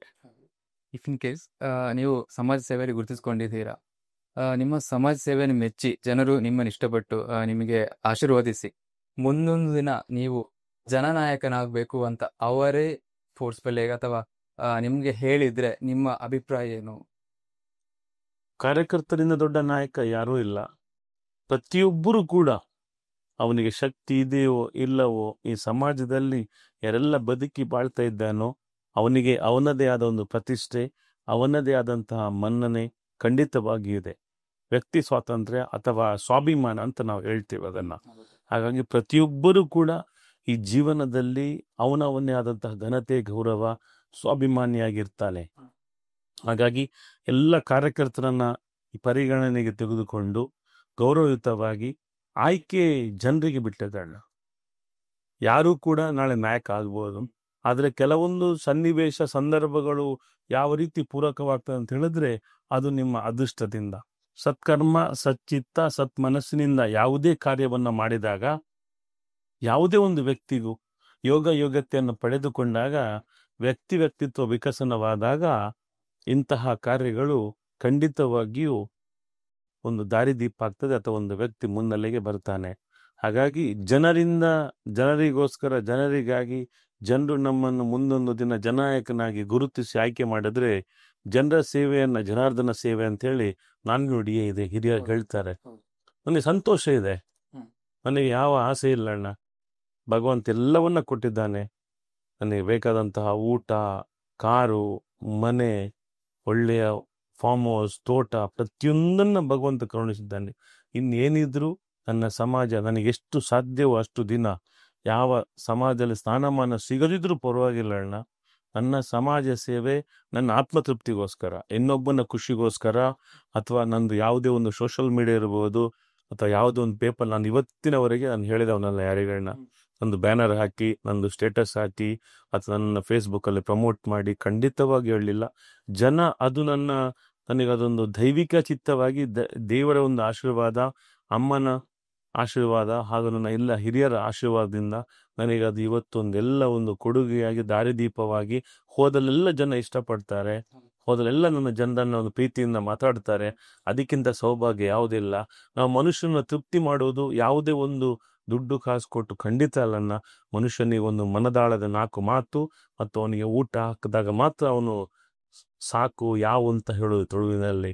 ಹಾಗಾಗಿ ಮನುಷ್ಯನಿಗೆ ತೃಪ್ತಿ ಮಾಡುವಂಥದ್ದು ನಾವೊಂದು ಪ್ರೀತಿಯ ಮಾತು, ಮತ್ತೆ ಅವನಿಗೆ ಹೊಟ್ಟೆ ತುಂಬ ಊಟ ಮಾಡಿದಾಗೆ. ದುಡ್ಡು ಕಾಸಿನಿಂದ ನಾವು ಯಾರನ್ನು ಖರೀದಿ ಮಾಡಲಿಕ್ಕೂ ಆಗೋದಿಲ್ಲ, ಯಾರಿಗೂ ಯಾವ ರೀತಿಯ ಆಶೆ ಆಕಾಂಕ್ಷೆಗಳನ್ನು ತೋರಿಸ್ಲಿಕ್ಕೆ ಆಗೋದಿಲ್ಲ. ಆದರೆ ದುಡ್ಡು ಕೂಡ ಅಷ್ಟೇ ಅವಶ್ಯಕತೆ ಮನುಷ್ಯನ ಒಂದು ಕಷ್ಟಕ್ಕೆ, ಕಾರ್ಪಣ್ಯಕ್ಕೆ. ಹಾಗೆ ಸಮಾಜದ ಪರಿಸ್ಥಿತಿಗಳು ಆ ರೀತಿ ಇದೆ. ಹಾಗಾಗಿ ಮುಂದೊಂದು ದಿನ ಜನ ಗುರುತಿಸಿ ನಮ್ಮ ಒಳ್ಳೆ ಕಾರ್ಯಕ್ಕೆ, ಒಕ್ಕಲಿಗರ ಪ್ರಬಲ ಮಾತೇ ಇದೆ ಅನೇಕ ವರುಷಗಳಿಂದ. ಯಾಕಂತ ಹೇಳಿದ್ರೆ ದಕ್ಷಿಣ ಕನ್ನಡ ಜಿಲ್ಲೆಯಲ್ಲಿ ಒಕ್ಕಲಿಗರು ಅನೇಕ ಸಂಖ್ಯೆಯಲ್ಲಿದ್ದಾರೆ, ಸಹಸ್ರ ಸಂಖ್ಯೆಯಲ್ಲಿ ಒಳ್ಳೆ ಮನೆತನದವರು, ಎಲ್ಲಾ ರೀತಿಯ ವ್ಯವಸ್ಥೆಯಲ್ಲಿರುವಂಥ ಒಕ್ಕಲಿಗರು ಇದೆ. ಯಾಕಂತ ಹೇಳಿದ್ರೆ ಈ ನಡುವೆ ಪ್ರತಿಯೊಂದು ಸಮುದಾಯದಲ್ಲೂ ಪ್ರತಿಯೊಬ್ಬರು ಕೂಡ ನಾಯಕರನ್ನು ಕೊಡ್ಲಿಕ್ಕೆ ಇಷ್ಟಪಡ್ತಾರೆ. ಮುಸಾಂದ ಗೌಡ್ರು, ಶೋಭಕ್ಕ ನಂತರ ಥರ್ಡ್ ಲೈನ್ ಸಂಜೀವ್ ಮಠಂದ್ರು ಸರ್ ಇದ್ರು, ಅದರ ನಂತರ ನಾಯಕರು ಇಲ್ಲ ಅಂತ ಹೇಳಿ ಗುರುತಿಸಿದ್ದಾರೆ. ಆ ನಿಟ್ಟಿನಲ್ಲಿ ಜನ ನನ್ನನ್ನು ಬಿಂಬಿಸ್ತಾ ಇದ್ದಾರೆ. ನಮಗೊಂದೊಳ್ಳೆ ಅವಕಾಶ ಇತ್ತು ಇಂದಿನ ದಿನಗಳಲ್ಲಿ. ನಮಗೊಂದು ಆಸೆ ಇತ್ತು, ಪೂವಾಜ ಕುಶಲಪ್ಪ ಗೌಡರು ಶಾಸಕರಾಗ್ತಾರೋ, ಅಥವಾ ಬೆಳಾಲಿನ ಪದ್ಮಗೌಡರು ಇರ್ಬೋದು, ಅಥವಾ ಲೋಕೇಶ್ವರ ವಿನಯಚಂದ್ರ ಇರ್ಬೋದು, ಅಥವಾ ಒಳಂಬ್ರ ನಾರಾಯಣ ಗೌಡರು ಇರ್ಬೋದು, ಸ್ವರ್ಗಸ್ಥರಾದಂತಹ ಅನೇಕ, ಅಥವಾ ನಮ್ಮ ರಂಜನ್ ಗೌಡರು ಇರ್ಬೋದು, ಗಂಗಾಧರ ಗೌಡರು ಒಂದ್ಸಲ ಆದ್ರೆ ಅದ ನಂತರ ಯಾರೂ ಕೂಡ ಗೌಡ ಸಮುದಾಯದಿಂದ MLA ಗೌಡ ಸಮುದಾಯಕ್ಕೆ ಒಂದು ಬೆಳ್ತಂಡಲ್ಲಿ ಆಸೆ ಇತ್ತು, ಒಳ್ಳೆಯ ಒಂದು ಶಾಸಕರು ಬೇಕು ಗೌಡ ಸಮುದಾಯದಂತ. ಅದು ಆಸೆ ಕೈಗೂಡಲಿಲ್ಲ. ಮುಂದಿನ ದಿನಗಳಲ್ಲಿ ಒಳ್ಳೆಯ ನಾಯಕರು ಯಾರಾದರೂ ಖಂಡಿತವಾಗಿಯೂ ಗೌಡ ಸಮುದಾಯದಲ್ಲಿ ಅಥವಾ ಬೇರೆ ಸಮುದಾಯದಲ್ಲಿ ಬಂದರೆ ಹಿಂದುತ್ವಕ್ಕೆ ನಾವು ಪ್ರತಿಪಾದನೆಯನ್ನ, ಜನನಾಯಕ ಅಂತ ಹೇಳೋದು ಜನರ ಮನಸ್ಸಿನ ಭಾವನೆ, ಅದು ಯಾರು ಕೂಡ ಆಗ್ಬೋದು. ನಾನು ಖಂಡಿತವಾಗಿ ಜನನಾಯಕ ಅಂತ ಹೇಳ್ತಾ ಇಲ್ಲ, ಜನ ಪ್ರೀತಿಯಿಂದ ಮಾತಾಡಿಸಿ ಜನರೇ ಹೇಳ್ತಾರೆ ನಮ್ಮ ನಾಯಕರು ಅಂತ. ಅದು ಸಂತೋಷ ಆಗ್ತದೆ. ಆದರೆ ಬಹಳ ಕಷ್ಟ ಇದೆ ಅಣ್ಣ. ಅವಮಾನ ಅಪಮಾನಗಳ ನಡುವೆ ನಾವು ಹೆಜ್ಜೆಯನ್ನು ಹಾಕ್ತಾ ಇದ್ದೇವೆ. ಅನೇಕ ಜನ ಫೇಸ್ಬುಕ್ಕಲ್ಲಿರ್ಬೋದು ಅಥವಾ ಸೋಷಲ್ ಮೀಡಿಯಾಗಳಿರ್ಬೋದು, ನಮ್ಮವರೇ, ನಮ್ಮ ಪಕ್ಷದಲ್ಲಿ ಇರುವವರೇ ಅನೇಕ ರೀತಿಯ ಕಮೆಂಟ್ಗಳನ್ನು, ಅನೇಕ ರೀತಿಯ ಅವಮಾನವನ್ನು ಸೋಷಲ್ ಮೀಡಿಯಾಗಳಲ್ಲಿ ಹರಿದು ಬಿಡ್ತಾರೆ.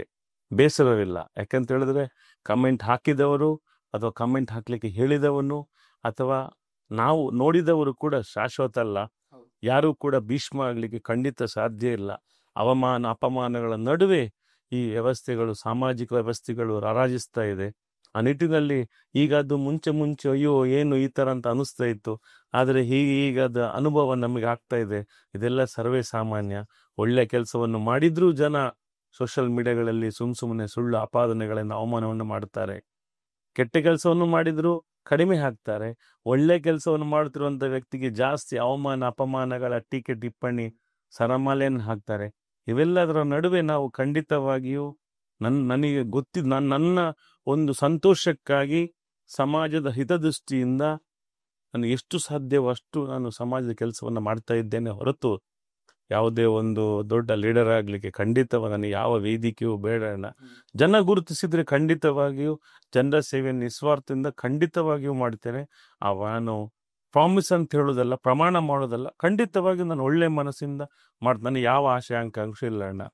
ನನ್ನ ಸಮಾಜ ಒಳ್ಳೆಯದಾದ್ರೆ ಅದರಿಂದ ಸಂತಸ ನನಗೆ ಯಾವುದೂ ಇಲ್ಲ. ನಾಳೆ ನಾವು ಈ ದೇಹಾಂತ್ಯ ಆದಾಗ, ಈ ಜೀವವನ್ನು ಬಿಟ್ಟು ಹೋದಾಗ 100 ಜನ ಬಂದು ಒಳ್ಳೆಯವರು ಅಂತ ಒಂದು ಮಾತು ಹೇಳಿದ್ರೆ ಅದೇ ನಮಗೆ ಪುಣ್ಯ. ಆ ನಿಟ್ಟಿನಲ್ಲಿ ಎಲ್ಲರೂ ಒಳ್ಳೇದಿರಲಿ, ಎಲ್ರಿಗೊಂದು ಸೇವೆ ಮಾಡುವಂಥ ಅವಕಾಶ ನನಗೂ ಸಿಗಲಿ, ಪ್ರತಿಯೊಬ್ಬರಿಗೂ ಈ ಸಮಾಜದಲ್ಲಿ ಸಿಗಲಿ. ನಮ್ಮ ಬೆಳ್ತಂಗಡಿ ತಾಲೂಕು ಮಾದರಿ ತಾಲೂಕಾಗಿ ಇಡೀ ರಾಜ್ಯದಲ್ಲಿ, ಅದು ಇಡೀ ದೇಶದಲ್ಲಿ ಹೊರಹೊಮ್ಮಲಿ ಅಂತ ನನಗೆ ಆಸೆ. ಆದರ್ಶ ಗ್ರಾಮ ಅಂತ ಹೇಳ್ತಾರೆ. ಪರಿಪೂರ್ಣ ಗ್ರಾಮ ಅಂತ ಹೇಳ್ತಾರೆ, ಪರಿಪೂರ್ಣ ತಾಲೂಕಾಗಿ ನನ್ನ ಬೆಳ್ತಂಗಡಿ ತಾಲೂಕು ಇರಲಿ. ಒಬ್ಬರು ಕೂಡ ಬಡವರು, ಮನೆಯಿಲ್ಲದವರು, ಸೂರಿಲ್ಲದವರು, ಕಷ್ಟ ಕಾರ್ಪಣ್ಯದವರು ಇರಬಾರ್ದು ಅನ್ನುವಂಥ ಆಶಯ. ನಾನು ಸೋಷಿಯಲ್ ಮೀಡಿಯಾದ ಕೇಳಿರೋದಕ್ಕಿಂತ ನಿಮ್ಮ ಜೊತೆ ಮಾತಾಡಿ ಹಲವಾರು ಮಾಹಿತಿ ತಿಳ್ಕೊಂಡು ನಿಮ್ಮ ಯೋಚನೆ ಆಗಿರ್ಬೋದು, ಯೋಜನೆಗಳು ಮುಂದಿನದಕ್ಕೆ ಬಹಳ ಒಂದು ಅದ್ಭುತವಾಗಿದೆ ಈ ಎಲ್ಲ ನಿಮ್ಮ ಜೊತೆ ಈ ಕೂತು ಮಾತಾಡೋಣ. ಸರ್, ಬೆಳ್ತಂಗಡಿಯ ಸಾಮಾಜಿಕ ಜೀವನದಲ್ಲಿ ಅಥವಾ ನೀವು ಹಲವಾರು ಜನರಿಗೆ ಹೆಲ್ಪ್ ಮಾಡಿದ್ದೀರಾ, ಸಹಾಯ ಮಾಡಿದ್ದೀರಾ. ಈ ಸಾಮಾಜಿಕ ಜೀವನದಲ್ಲಿ ನಿಮ್ಮ ಪ್ರೋತ್ಸಾಹವಾಗಿ ಯಾರಿದ್ದಾರೆ, ಧಾರ್ಮಿಕವಾಗಿರ್ಬೋದು, ಈ ಸಹಾಯ ಕ್ಷೇತ್ರದಲ್ಲಿ, ಮತ್ತು ಮುಂದಿನ ಯೋಜನೆಗಳು ಏನುವಂಥದ್ದು ನಿಮ್ಮ? ಸಾಮಾಜಿಕ ವ್ಯವಸ್ಥೆಯಲ್ಲಿ ನಾವು ಪ್ರೇರಣೆಯಾಗಿ ಅನೇಕ ಜನರನ್ನ ನಾವು ನೋಡ್ಬೋದು. ಈ ಸಾಮಾಜಿಕ ವ್ಯವಸ್ಥೆ ಅನ್ನೋದು ಒಂದ ರಾಜಕೀಯ ರಹಿತ ಇರ್ತದೆ ಅಥವಾ ರಾಜಕೀಯ ಸಹಿತ ಇರ್ತದೆ. ನಾವು ಮಾಡುವಂಥ ಸಮಾಜ ಸೇವೆ ಸಂಪೂರ್ಣವಾಗಿ ರಾಜಕೀಯ ರಹಿತವಾದದ್ದು. ಯಾವ ರೀತಿಯ ಉದ್ದೇಶವನ್ನು ಇಟ್ಕೊಂಡು ಖಂಡಿತ ಇಲ್ಲ. ಒಂದು ನನಗೆ ಹೆಮ್ಮೆ ಇದೆ, ಯಾಕೆಂತ ಹೇಳಿದ್ರೆ ಹಿಂದುತ್ವವನ್ನೇ ಪ್ರತಿಪಾದನೆ ಮಾಡುವಂತಹ ಒಂದು ಹೆಮ್ಮೆಯ ಸಮುದಾಯ ನಮ್ಮದು. ಆ ನಿಟ್ಟಿನಲ್ಲಿ ಆ ಒಂದು ಹೆಮ್ಮೆಯ ಬೆಳ್ತಂಗಡಿಯಲ್ಲಿ ಹೆಚ್ಚಿನ ಸಂಖ್ಯೆಯಲ್ಲಿ ನಾವಿದ್ದೇವೆ. ಹಾಗಾಗಿ ಒಳ್ಳೆಯ ಸಮುದಾಯದಲ್ಲಿ ಜನಿಸಿ ನನಗೆ ಒಂದು ಈ ಸಮಾಜಕ್ಕೆ ಪ್ರೇರಣೆಯಾಗಿರುವುದು ಏನಂತ ಹೇಳಿದ್ರೆ, ಸಮಾಜಕ್ಕೆ ನಮ್ಮನ್ನು ನಾವು ಅರ್ಪಣೆ ಮಾಡಿಕೊಂಡು ಸಮಾಜಕ್ಕೆ ಒಳ್ಳೆಯ ಸಹಾಯವನ್ನು ಮಾಡುವಂತಹ ಉದ್ದೇಶ. ಇನ್ನೊಂದಂತ ಹೇಳಿದ್ರೆ, ಅಮ್ಮ ಇವತ್ತು ಸ್ವರ್ಗಸ್ಥರಾಗಿದ್ದಾರೆ. ಅಮ್ಮ ಸ್ವರ್ಗಸ್ಥರಾಗಿ ಸರಿಸುಮಾರು 4 ವರ್ಷಗಳು ಸಂದಿದೆ. ಆ ನಿಟ್ಟಿನಲ್ಲಿ ಅವರ ಒಂದು ನೆನಪು, ಅವರ ಒಂದು ಆದರ್ಶ, ಅವರ ಒಂದು ಪ್ರೇರಣೆ ಹಾಗೂ ಅವರ ಒಂದು ಶುಭಾಶೀರ್ವಾದದಿಂದ ಮುಂದಿನ ದಿನಗಳಲ್ಲಿ ನೆರವಿನ ನೆರಳು. ಮುಂಚೆ ಅದರ ಪ್ರಾರಂಭ ದಿನಗಳಲ್ಲಿ 1-2 ತಿಂಗಳ ಹಿಂದೆ ಯೋಚನೆ ಮಾಡುವಾಗ ಪುಷ್ಪಗಿರಿ ಶ್ರೀದೇವಿ ಸೇವಾ ಪ್ರತಿಷ್ಠಾನ ಮಾಡುವಂತ ಒಂದು ಇತ್ತು. ಅದು ನನ್ನ ಮನೆಯ ಹೆಸರು ಪುಷ್ಪಗಿರಿ ಅಂತೇಳಿ, ಅಮ್ಮನ ಹೆಸರು ಶ್ರೀದೇವಿ. ಅದು ಪುಷ್ಪಗಿರಿ ಶ್ರೀದೇವಿ ಮಾಡಿದ್ರೆ ಅದು ನಮ್ಮ ಸ್ವಾರ್ಥ ಆಗ್ತದೆ, ನಮ್ಮ ಮನೆಗೆ ಸೀಮಿತ ಆಗ್ತದೆ. ಆ ನಿಟ್ಟಿನಲ್ಲಿ ಅದರ ಹೆಸರನ್ನ ಸ್ವಲ್ಪ ಬದಲಾವಣೆ ಮಾಡಿ ನೆರವಿನ ನೆರಳು ಅನ್ನುವುದು ನಮ್ಮ ಪರಿಕಲ್ಪನೆ, ನಮ್ಮ ಒಂದು ಯೋಚನೆ. ಯಾರಿಗೆಲ್ಲ ನೆರವು ಬೇಕೋ, ಯಾರಿಗೆಲ್ಲ ಸಹಾಯ ಬೇಕು ಅಂಥವರಿಗೆ ಸಾಧ್ಯವಾದಷ್ಟು ರೀತಿಯಲ್ಲಿ ನೆರಳಾಗಿರುವಂಥದ್ದು ನಮ್ಮ ಒಳ್ಳೆಯ ಒಂದು ಪರಿಕಲ್ಪನೆ. ಆ ನಿಟ್ಟಿನಲ್ಲಿ ಮುಂದೆ ಬರೋ ದಿನಗಳಲ್ಲಿ ಬ್ರಹ್ಮಶ್ರೀ ಸೇವಾ ಪ್ರತಿಷ್ಠಾನ ಪುಷ್ಪಗಿರಿ. ಬ್ರಹ್ಮಶ್ರೀ ಅಂತ ಹೇಳಿದ್ರೆ ಎಲ್ಲರೂ ಬರ್ತಾರೆ. ಅದರಲ್ಲಿ ಜ್ಞಾನ, ದಿವ್ಯ ಜ್ಞಾನ, ಆಶೀರ್ವಾದ ಮಾಡುವವರು, ಹಿರಿಯರು, ಗುರು ಹಿರಿಯರು ಎಲ್ಲರೂ, ಅಮ್ಮ, ನನ್ನ ಹಿರಿಯರು, ಪೂರ್ವಜರು, ಈ ಸಮಾಜದಲ್ಲಿ ಒಳ್ಳೆಯ ಆದರ್ಶಪ್ರಾಯವಾಗಿರುವಂತಹ ಪ್ರತಿಯೊಬ್ಬರು ಅದರಲ್ಲಿ ಬರ್ತಾರೆ. ಹಾಗಾಗಿ ಎಲ್ಲರ ಆಶೀರ್ವಾದದಿಂದ, ನಮ್ಮ ಬಾಲಗಂಗಾಧರನಾಥ ಸ್ವಾಮಿಗಳ ಆಶೀರ್ವಾದ, ನಿರ್ಮಲಾ ಸ್ವಾಮಿಗಳ ಆಶೀರ್ವಾದ, ಹಾಗೂ ನಮ್ಮ ಮಂಗಳೂರಿನ ಶಾಖಾ ಮಠದ ಧರ್ಮಪಾಲನಾಥ ಸ್ವಾಮಿಗಳ ಆಶೀರ್ವಾದ, ಪೂಜ್ಯ ಕಾವಂದರು ವೀರೇಂದ್ರ ಹೆಗ್ಡೆಯವರ ಆಶೀರ್ವಾದ, ಅದರಲ್ಲೂ ವಿಶೇಷವಾಗಿ ನನಗೆ ಸದಾ ಬೆನ್ನು ತಟ್ಟುತ್ತಿರುವವರು ನಮ್ಮ ಅರವದ ಅರಸು ಮನೆತನದ ಪದ್ಮಪ್ರಸಾದ್ ಅಜಿಲರು, ಹಾಗೂ ಅದರಲ್ಲೂ ವಿಶೇಷವಾಗಿ ಹಿರಿಯ ಸಹೋದರ ಸಮಾನವಾಗಿರುವವರು ನನ್ನ ಶಿವಪ್ರಸಾದ್ ಅಜಿಲರು ನನಗೆ ಒಂದು ಪ್ರೇರಣೆ. ಅವರೊಂದು ರಾಷ್ಟ್ರೀಯ ಪ್ರಾಧಿಕಾರದಲ್ಲಿ, ನ್ಯಾಷನಲ್ NHAಯಲ್ಲಿ ಇದ್ರು, ನ್ಯಾಷನಲ್ ಹೈವೇ ಅಥಾರಿಟೀಸ್ ಆಫ್ ಇಂಡಿಯಾದಲ್ಲಿ ಕೆಲಸದಲ್ಲಿದ್ದರು. ಇವತ್ತು ನಿವೃತ್ತಿಯಾಗಿದ್ದಾರೆ. ಅವರು ಅದರಲ್ಲಿ ಉದ್ಯೋಗದಲ್ಲಿದ್ದರು, ಸಮಾಜಕ್ಕೆ ಬಹಳ ಒಂದು ಸಮಾಜ ಸೇವೆಯನ್ನು ಮಾಡ್ತಾ ಇದ್ದಾರೆ. ಅವರೆಲ್ಲ ನನಗೆ ಪ್ರೇರಣೆ, ಅವರೆಲ್ಲ ಆಶೀರ್ವಾದ, ಹಾಗೂ ಬ್ರಹ್ಮಶ್ರೀ ನಾರಾಯಣ ಗುರುಗಳು ಅವರ ಆಶೀರ್ವಾದ, ಹಾಗೂ ಎಲ್ಲ ಜಾತಿ ಮತ ಸಮುದಾಯದ ಎಲ್ಲ ಪ್ರತಿಯೊಂದು ಜಾತಿ ಮತ ಸಮುದಾಯ ಇರುವಂತಹ ಗುರುಗಳ ಆಶೀರ್ವಾದದಿಂದ ಇವತ್ತು ಮುಂದಿನ ದಿನಗಳಲ್ಲಿ ಬ್ರಹ್ಮಶ್ರೀ ಸೇವಾ ಪ್ರತಿಷ್ಠಾನ ಅಂತ ನಾವೊಂದು ಜನರಿಗೆ ಸೇವೆಯನ್ನು ಮಾಡುವಂತಹ ಒಂದು ಒಳ್ಳೆಯ ಮನಸ್ಸಿನಿಂದ ಅದನ್ನು ಈ ಸಮಾಜಕ್ಕೆ ಅರ್ಪಣೆ ಮಾಡಲಿಕ್ಕಿದ್ದೇನೆ. ಬ್ರಹ್ಮಶ್ರೀ ಸೇವಾ ಪ್ರತಿಷ್ಠಾನ ಪುಷ್ಪಗಿರಿ ಪ್ರತಿಯೊಬ್ಬರಿಗೂ, ಯಾವ ಜಾತಿಗೂ, ಯಾವ ಮತಕ್ಕೂ, ಯಾವ ಸಮುದಾಯಕ್ಕೂ ಸೀಮಿತ ಇಲ್ಲ. ಪ್ರತಿಯೊಬ್ಬರಿಗೂ ಆಶೀರ್ವಾದ ನಿಟ್ಟಿನಲ್ಲಿ ಮುಂದಿನ ದಿನಗಳಲ್ಲಿ ಒಳ್ಳೆಯ ಯೋಚನೆಯನ್ನು ಮಾಡಿ ಅದರಿಂದ ಕೆಲಸ ಕಾರ್ಯಗಳು ಎಲ್ಲರಿಗೂ ಸಿಗುವಂತಾಗಲಿ. ಹಾಗೂ ನಮ್ಮ ಅಮ್ಮನ ಆಶೀರ್ವಾದ ನನ್ನ ಮೇಲೆ ಹಾಗೂ ನನ್ನನ್ನು ನಂಬಿ ಬಂದಂತಹ ಪ್ರತಿಯೊಬ್ಬರ ಮೇಲೂ ಇರಲಿ. ಹಾಗಾಗಿ ಒಳ್ಳೆಯ ಒಂದು ಕಾರ್ಯಕ್ರಮ ನನ್ನ ಮನಸ್ಸಿನಲ್ಲಿ ಇದೆ. ಮುಂದಿನ ದಿನಗಳಲ್ಲಿ ಪ್ರತಿಯೊಂದು ತಿಂಗಳು ಕೂಡ ಒಳ್ಳೆಯ ಕಾರ್ಯಕ್ರಮವನ್ನು ಮಾಡಿ ಆಸಕ್ತರಿಗೆ, ದೀನದಲಿತರಿಗೆ, ಶೋಷಿತರಿಗೆ, ವಂಚಿತರಿಗೆ ಅದರ ಕಾರ್ಯಗಳು ಸಿಗುವಂತಾಗಲಿ. ಆ ನಿಟ್ಟಿನಲ್ಲಿ ಮುಂದಿನ ದಿನಗಳಲ್ಲಿ ಒಳ್ಳೆಯ ಕೆಲಸವನ್ನು ಮಾಡ್ತಾ ಮಾಡ್ತಾ ಒಳ್ಳೆಯ ಸ್ಥಾನಮಾನವನ್ನು ಸಿಕ್ಕಿದರೆ ಖಂಡಿತವಾಗಿಯೂ ಅದರ ಸದುಪಯೋಗ ಮಾಡ್ತೇನೆ ವಿನಃ ಅದು ಖಂಡಿತವಾಗಿಯೂ ಎಲ್ಲೂ ದುರುಪಯೋಗ ಮಾಡುವಂತಹ ಮಾನಸಿಕ ಸ್ಥಿತಿಯೂ ಇಲ್ಲ, ಮನಸ್ಥಿತಿ ಇಲ್ಲ. ಎಲ್ಲ ನನ್ನ ಸಮಾಜ ಒಳ್ಳೆಯದಾಗಲಿ. ಹಾಗಾಗಿ ಪವಿತ್ರತೆ ಮತ್ತು ಮುಗ್ಧತೆ ಎರಡೂ ಬೆರೆತು ಕಣ್ಮನ ಸೆಳೆಯುವ ನವಮಾಸವನ್ನು ಹೊತ್ತು ಹೆತ್ತು ಸಲಹಿದ ತಂದೆ ತಾಯಿಗೆ, ಪೋಷಿಸಿದ ಅಕ್ಕ ಅಣ್ಣನಿಗೆ, ಹುಟ್ಟಿದ ತಮ್ಮ ತಂಗಿಗೆ ಪ್ರೀತಿ, ವಿಶ್ವಾಸ, ಸಹಕಾರ, ಸಾಂಬಾಳ್ವೆ ಇವೆಲ್ಲವನ್ನು ಸದಾ ಸಾಗರದ ಚಿಲುಮೆಯಂತೆ ಪಸರಿಸುವ ಎಲ್ಲ ನನ್ನ ಸನಾತನ ಸಂಸ್ಕೃತಿಯ ಗುರು ಹಿರಿಯರಿಗೆ ನಾನು ಇಷ್ಟು ಅಭಿವಂದನೆ ಹಾಗೂ ಮನದಾಳದ ನಮಸ್ಕಾರವನ್ನು ಕೇಳ್ತೇನೆ. ಜೀವನದ ಉದ್ದಕ್ಕೂ ಎಲ್ರಿಗೂ ಶುಭವಾಗಲಿ ಅಂತ ನನ್ನ ಹಾರೈಕೆಗಳು, ಮನಸ್ಸಿನ ಇಷ್ಟಗಳು. ಅಣ್ಣ, ಕೆಲವೊಂದು ತಟ್ ಅಂತ ಹೇಳಿ ಕೆಲವೊಂದು ಕ್ವಶನ್ ಕೇಳಿದೆ. ಕೆಲವೊಂದು ಯಾವುದೇ ರೀತಿಯಲ್ಲಿ ನಿಮಗೆ ಬೇಜಾರಾಗುವಂತಾಗಲ್ಲ. ನಾನು 5-6 ಕ್ವಶನ್ ಕೇಳ್ತೇನೆ. ನೀವು ನಿಮ್ಮ ಬಾಲ್ಯದಲ್ಲಿ ತಂದೆಯಿಂದ ತಾಯಿಯಿಂದ ಹೆಚ್ಚು ಯಾರ ಕೈಯಿಂದ ಪೆಟ್ಟು ತಿಂದಿರುವಂಥದ್ದು? ನಾನು ತಾಯಿಯಿಂದ. ತಾಯಿ ಯಾರು ನಿಮ್ಮ? ಯಾಕೆಂದ್ರೆ ಅಪ್ಪ ಮಂಗಳೂರಲ್ಲಿದ್ರು, ಉತ್ಕೂರಲ್ಲಿ. ಅಪ್ಪ ವಾರಕ್ಕೊಂದ್ಸಲ ಬರ್ತಾ ಇದ್ರು. ಅಮ್ಮನೇ ನನಗೆ ಹೆಚ್ಚಾಗಿ, ಅವರು ಬ್ಯುಸಿ ಇರ್ತಿದ್ರು ಯಾಕಂದ್ರೆ ಶಾಲೆ ಟೀಚರ್ ಆಗಿದೆ ಅಲ್ಲ. ಹೆಚ್ಚಾಗಿ ಅಮ್ಮನೇ ನನಗೆ ವಾರದಲ್ಲಿ ಒಂದಿನ ಅಪ್ಪನ ಕೈಯಿಂದ ಪೆಟ್ಟು ಸಿಗ್ತವೆ. ನೀವು ಬಾಲ್ಯದಲ್ಲಿ ತುಂಟವಾಗಿದ್ದೀರ ಅಲ್ಲ? ನಾನು ತುಂಬಾ ತುಂಟಾಗಿದ್ದೆ ಅಣ್ಣ. ನಾನು ಏನು ಸ್ಪೀಡ್ ಇದ್ದೇನೋ ಅಥವಾ ಏನು ಫಾಸ್ಟ್ ಆಗಿದ್ದೇನೋ ಅಂದ್ರೆ ವೇಗವಾಗಿದ್ದೇನೋ 10ನೇ ಕ್ಲಾಸ್ ಮಕ್ಕಳು ಮಾಡುವಂತ ನಾನು 3ನೇ-4ನೇ ಕ್ಲಾಸಲ್ಲಿ ತುಂಟಾಗಿದ್ದೆ. ಯಾಕಂದ್ರೆ ಬಸ್ನಲ್ಲಿ ನಾನು ಕಿಟಕಿಯಿಂದ ಹತ್ತಿದ್ರೆ ಕಿಟಕಿಯಿಂದ ಇಳಿತಾ ಇದ್ದೆ, ಅಷ್ಟು ವೇಗವಾಗಿ ಇದ್ದೀನಿ ನಾನು. ನಿಮ್ಮ ಶಾಲಾ ದಿನಗಳಲ್ಲಿ ಯಾವ ಚಟುವಟಿಕೆಗಳು ತೊಡಗಿಕೊಳ್ತಾ ಇದ್ರಿ? ನಾನು ಒಳ್ಳೆ ಭಾಷಣ ಮಾಡ್ತಿದ್ದೆ, ಅದರೊಂದು ರಸಪ್ರಶ್ನೆಗೆಲ್ಲ ಹೋಗ್ತಾ ಇದ್ದೆ. ವಾಲಿಬಾಲ್ ನನ್ನ ಅಚ್ಚುಮೆಚ್ಚಿನ ಆಟ. ಅದ ನಂತರ ಹೈಸ್ಕೂಲ್ ಬಂದ್ಮೇಲೆ ಬಾಲ್ ಬ್ಯಾಡ್ಮಿಂಟನ್ ಕೂಡ ಕಲಿತು. ಬಾಲ್ ಬ್ಯಾಡ್ಮಿಂಟನ್ ಬಹಳ ಒಳ್ಳೆ ಟೀಮ್ ಇತ್ತು ನಮ್ದು, ಬ್ಯೂಟಿಫುಲ್ ಟೀಮ್. ಬೆಳ್ತಾಂತ ಎಲ್ಲ ಹೋದ್ರೆ ನಾವು ಬಾಲ್ ಬ್ಯಾಡ್ಮಿಂಟನ್ 5 ಜನ ಆಡುವಂತ ಆಟ ಅದು. ಬಾಲ್ ಬ್ಯಾಡ್ಮಿಂಟನ್ ನನಗೆ ಬಹಳ ಒಂದು ಅಚ್ಚುಮೆಚ್ಚು. ಬಾಲ್ ಬ್ಯಾಡ್ಮಿಂಟನ್ ಮತ್ತು ವಾಲಿಬಾಲ್. ಬಾಲ್ ಬ್ಯಾಡ್ಮಿಂಟನ್ ನಮ್ಮಲ್ಲಿ ಹೆಚ್ಚು ಪ್ರೋತ್ಸಾಹ ಇಲ್ಲ. ವಾಲಿಬಾಲ್ ಮತ್ತು ರಸಪ್ರಶ್ನೆ, ಭಾಷಣ ಸ್ಪರ್ಧೆಗಳು ಹೋಗ್ತಾ ಇದ್ದೆ ನಾನು ಹೆಚ್ಚಾಗಿ. ನೀವು ಇಲ್ಲಿನವರೆಗೆ ಜೀವನದಲ್ಲಿ ಮೊಟ್ಟ ಮೊದಲ ಬಾರಿಗೆ ಪ್ರಶಸ್ತಿ ತೆಗೆದುಕೊಳ್ಳುವುದು ಯಾವ ಸಂದರ್ಭದಲ್ಲಿ ಮತ್ತು ಎಲ್ಲಿ?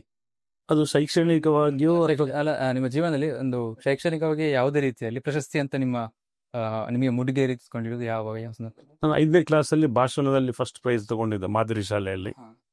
ಅದ್ರ ನಂತರ ವಾಲಿಬಾಲ್ ಅಲ್ಲಿ ನನಗೆ 7th ಕ್ಲಾಸಲ್ಲಿ ನಾವು ಫಸ್ಟ್ ಪ್ರೈಸ್ ಬಂತು ನನಗೆ. ಯಾಕಂದ್ರೆ ಚರ್ಚ್ ಸಾಹೇಬ್ ಪ್ರೈಮರಿ ಸ್ಕೂಲಲ್ಲಿ ವಾಲಿಬಾಲ್ಗೆ ಅಷ್ಟು ಪ್ರೋತ್ಸಾಹ ಇರಲಿಲ್ಲ. ಹೈಸ್ಕೂಲಲ್ಲಿ ಸ್ವಲ್ಪ ಮಟ್ಟಿನ ಇತ್ತು. ನನಗೆ ಅದೆರಡು ಜೀವನದ ಒಳ್ಳೆಯ ಕ್ಷಣಗಳು, ಒಂದು 7th ಅಲ್ಲಿ ಮತ್ತೊಂದು ಫಸ್ಟ್ ಪ್ರೈಸ್ ಇದರಲ್ಲಿ ಭಾಷಣದಲ್ಲಿ 5ನೇ ಕ್ಲಾಸಲ್ಲಿ. ಅದು ನಾನು 10ನೇ ಕ್ಲಾಸ್ನವ್ರನ್ನು ಸೋಲಿಸಿ ಪ್ರೈಸ್ ತಗೊಂಡದ್ದು, ಅದು ನನಗೆ ಸಂತೋಷ. 5th ಸ್ಟ್ಯಾಂಡರ್ಡ್ ಇರುವ ಸೀನಿಯರನ್ನು ಸೋಲಿಸಿ. ಹೌದು, ಅದು ಓಪನ್ ಇತ್ತು. 5ನೇ ಕ್ಲಾಸಿಂದ 10ನೇ ತರಗತಿವರೆಗೆ ಭಾಷಣ ಸ್ಪರ್ಧೆ ಮಾದರಿ ಶಾಲೆಯಲ್ಲಿ ಸ್ವಾತಂತ್ರ್ಯೋತ್ಸವದ ಭಾಷಣ ಸ್ಪರ್ಧೆ ಎಲ್ಲರಿಗೂ ಓಪನ್ ಟು ಆಲ್ ಇತ್ತು. ಅದು ನಾನು ಪ್ರಥಮ ಭಾವವನ್ನು ಹೋಗ್ತಾ ಇದ್ದೆ ಕನ್ನಡದಲ್ಲಿ. ಮತ್ತು ನನಗೆ 7th ಅಲ್ಲಿ ನಾನು 2nd ಪ್ಲೇಸ್ ಬಂದೆ. ಅದು ನನಗೆ ಹೆಮ್ಮೆಯ ಕ್ಷಣಗಳು. ಅದರಲ್ಲೂ ಕ್ರೀಡಾ ಇದರಲ್ಲಿ ನನಗೆ 9th ಅಲ್ಲಿ ನಾವು ರಾಜ್ಯದ ಒಳ್ಳೆ ಟೀಮನ್ನು ಡಿಸ್ಟ್ರಿಕ್ಟ್ ಲೆವೆಲಲ್ಲಿ ಹೊಡೆದಿದ್ದೆವು ಮಂಗಳೂರನ್ನ. ಅದು ಒಂದು ಸುಂದರ ಕ್ಷಣಗಳು ನನಗೆ ಸುಳ್ಯದಲ್ಲಿ ಆದಂಥ ಮ್ಯಾಚಲ್ಲಿ ಅರಂತೋಡಿ. ನಿಮ್ಮ ಕಾಲೇಜ್ ಅಥವಾ ಶಾಲಾ ದಿನಗಳಲ್ಲಿ ಸಾಂಸ್ಕೃತಿಕ ಕಾರ್ಯಕ್ರಮ ತೊಡಗಿಸ್ಕೊಳ್ತಾ ಇದ್ದೀರಾ ಅಲ್ಲ? ಯಾವ ಪಾತ್ರಗಳು ನಿಮ್ಗೆ ಇಷ್ಟ, ನೀವು ತೊಡಗಿಸ್ಕೊಂಡಿದ್ರೆ? ಇಲ್ಲ ಅಣ್ಣ, ನಾನು ನನ್ನ ಮ್ಯಾಚ್ ವಾಲಿಬಾಲ್ PUCಯಲ್ಲೂ ನನಗೆ 2nd ಪ್ಲೇಸ್ ಬಂತು, 2nd ರ್ಯಾಂಕ್ ಬಂತು. ಡಿಗ್ರಿಯಲ್ಲಿ ನಂದು ವಾಲಿಬಾಲ್ ಆಟ ಹೆಚ್ಚಾಯಿತು, ಹಾಗಾಗಿ ಫಸ್ಟ್ ಕ್ಲಾಸ್ ಪಾಸ್ ಆಗಿದ್ದೇನೆ ಡಿಗ್ರಿಯಲ್ಲಿ. ನನಗೆ ವಾಲಿಬಾಲ್ ಅಚ್ಚುಮೆಚ್ಚು. ಹಾಗಾಗಿ ನಾನು ಮನೆಯಲ್ಲಿ ಮತ್ತು ನನಗೆ ದನದ್ದೆಲ್ಲ ಇಂಟ್ರೆಸ್ಟ್ ಇದ್ದ ಕಾರಣ, ಹೈನುಗಾರಿಕೆ ಇಂಟ್ರೆಸ್ಟ್ ಇದ್ದ ಕಾರಣ ನಾನು ಮನೆಯಿಂದ ಹೋಗಿ ಕೆಲಸ ಎಲ್ಲ ಮಾಡಿ ಕಾಲೇಜಿಗೆ ಹೋಗ್ತಿದ್ದೆ. ಕಾಲೇಜಿಗೆ ಮುಗಿಸಿ ಮನೆಗೆ ಬರ್ತಿದ್ದೆ, ದನದ ಕೆಲಸ ಮಾಡಿ ನಾನು ಯಾರ ಜೊತೆ ಬೆರೀತಿರ್ಲಿಲ್ಲ. ನಾನು ಮನೆ, ಕಾಲೇಜ್, ಆಟ ಅಷ್ಟೇ. ನೀವು ನಿಮ್ಮ ಕೆಲಸ. ನನಗೆ ಫ್ರೆಂಡ್ಸ್ ಅಂತ ಯಾರು ಇಲ್ಲ, ಎಲ್ಲರ ಜೊತೆ ಬರೀತಾ ಇದ್ದೆ ನಾನು. ಒಂದು ಪರ್ಟಿಕ್ಯುಲರ್ ಫ್ರೆಂಡು, ಅವನ ಜೊತೆ ಹೆಚ್ಚು ಸಮಯ ಕಳೆಯೋದು, ಅವನ ಮನೆಗೆ ಹೋಗುವಂಥದ್ದು ಯಾವುದೂ ಇಲ್ಲ. ಎಲ್ಲರ ಜೊತೆ ಸಮಾನವಾಗಿ ಬೆರೀತಾ ಇದ್ದೆ ನಾನು. ನಿಮ್ಮ ಅಚ್ಚುಮೆಚ್ಚಿನ ಮೂವಿ? ಅಚ್ಚುಮೆಚ್ಚಿನ ಮೂವಿ ಶೋಲೆ ಅಣ್ಣ. ಆಕ್ಟರ್ ಅಚ್ಚುಮೆಚ್ಚಿನ ಆಕ್ಟರ್ ನನಗೆ ಹಿಂದಿಯಲ್ಲಿ ಹೇಳಬೇಕಿದ್ರೆ ಧರ್ಮೇಂದ್ರ, ಕನ್ನಡದಲ್ಲಿ ನನಗೆ ಅಂಬರೀಷ್. ನಿಮ್ಮ ಅಮೂಲ್ಯವಾದ ಸಮಯವನ್ನು ಈ ಪಾಡ್ಕಾಸ್ಟ್ ಶೋನಲ್ಲಿ ನಮಗೆ ಒಂದು ಹಲವಾರು ಗಂಟೆಗಳ ಕಾಲ ಮಾತನಾಡಿದ್ದೀರ. ಬಹಳ ಖುಷಿಯಾಗಿದೆ. ಒಂದು ಮಗುವಿನಂತ ಮುಗ್ಧ ಮನಸ್ಸು ನಿಮ್ಮದು ಕೂಡ. ಮಕ್ಕಳಿಗೆ ಬೇರೆ ಯಾರಿಗೂ ನೋವು ಮಾಡಬೇಕಂತ ಇಲ್ಲ, ಹಾಗೆ ಸಹಾಯ ಮಾಡಬೇಕು, ಏನಾದ್ರು ಕೊಡ್ಬೇಕಂತ ಇರುತ್ತೆ ಮಕ್ಕಳಿಗೆ ಕೂಡ. ಅಂತ ಮುಗ್ಧ ಮನಸ್ಸಿನಲ್ಲಿ ನೀವು ಇಡೀ ಸಮಾಜಕ್ಕೆ ನೀವು ಸಹಾಯ ಮಾಡ್ತಾ ಇದ್ದೀರಾ.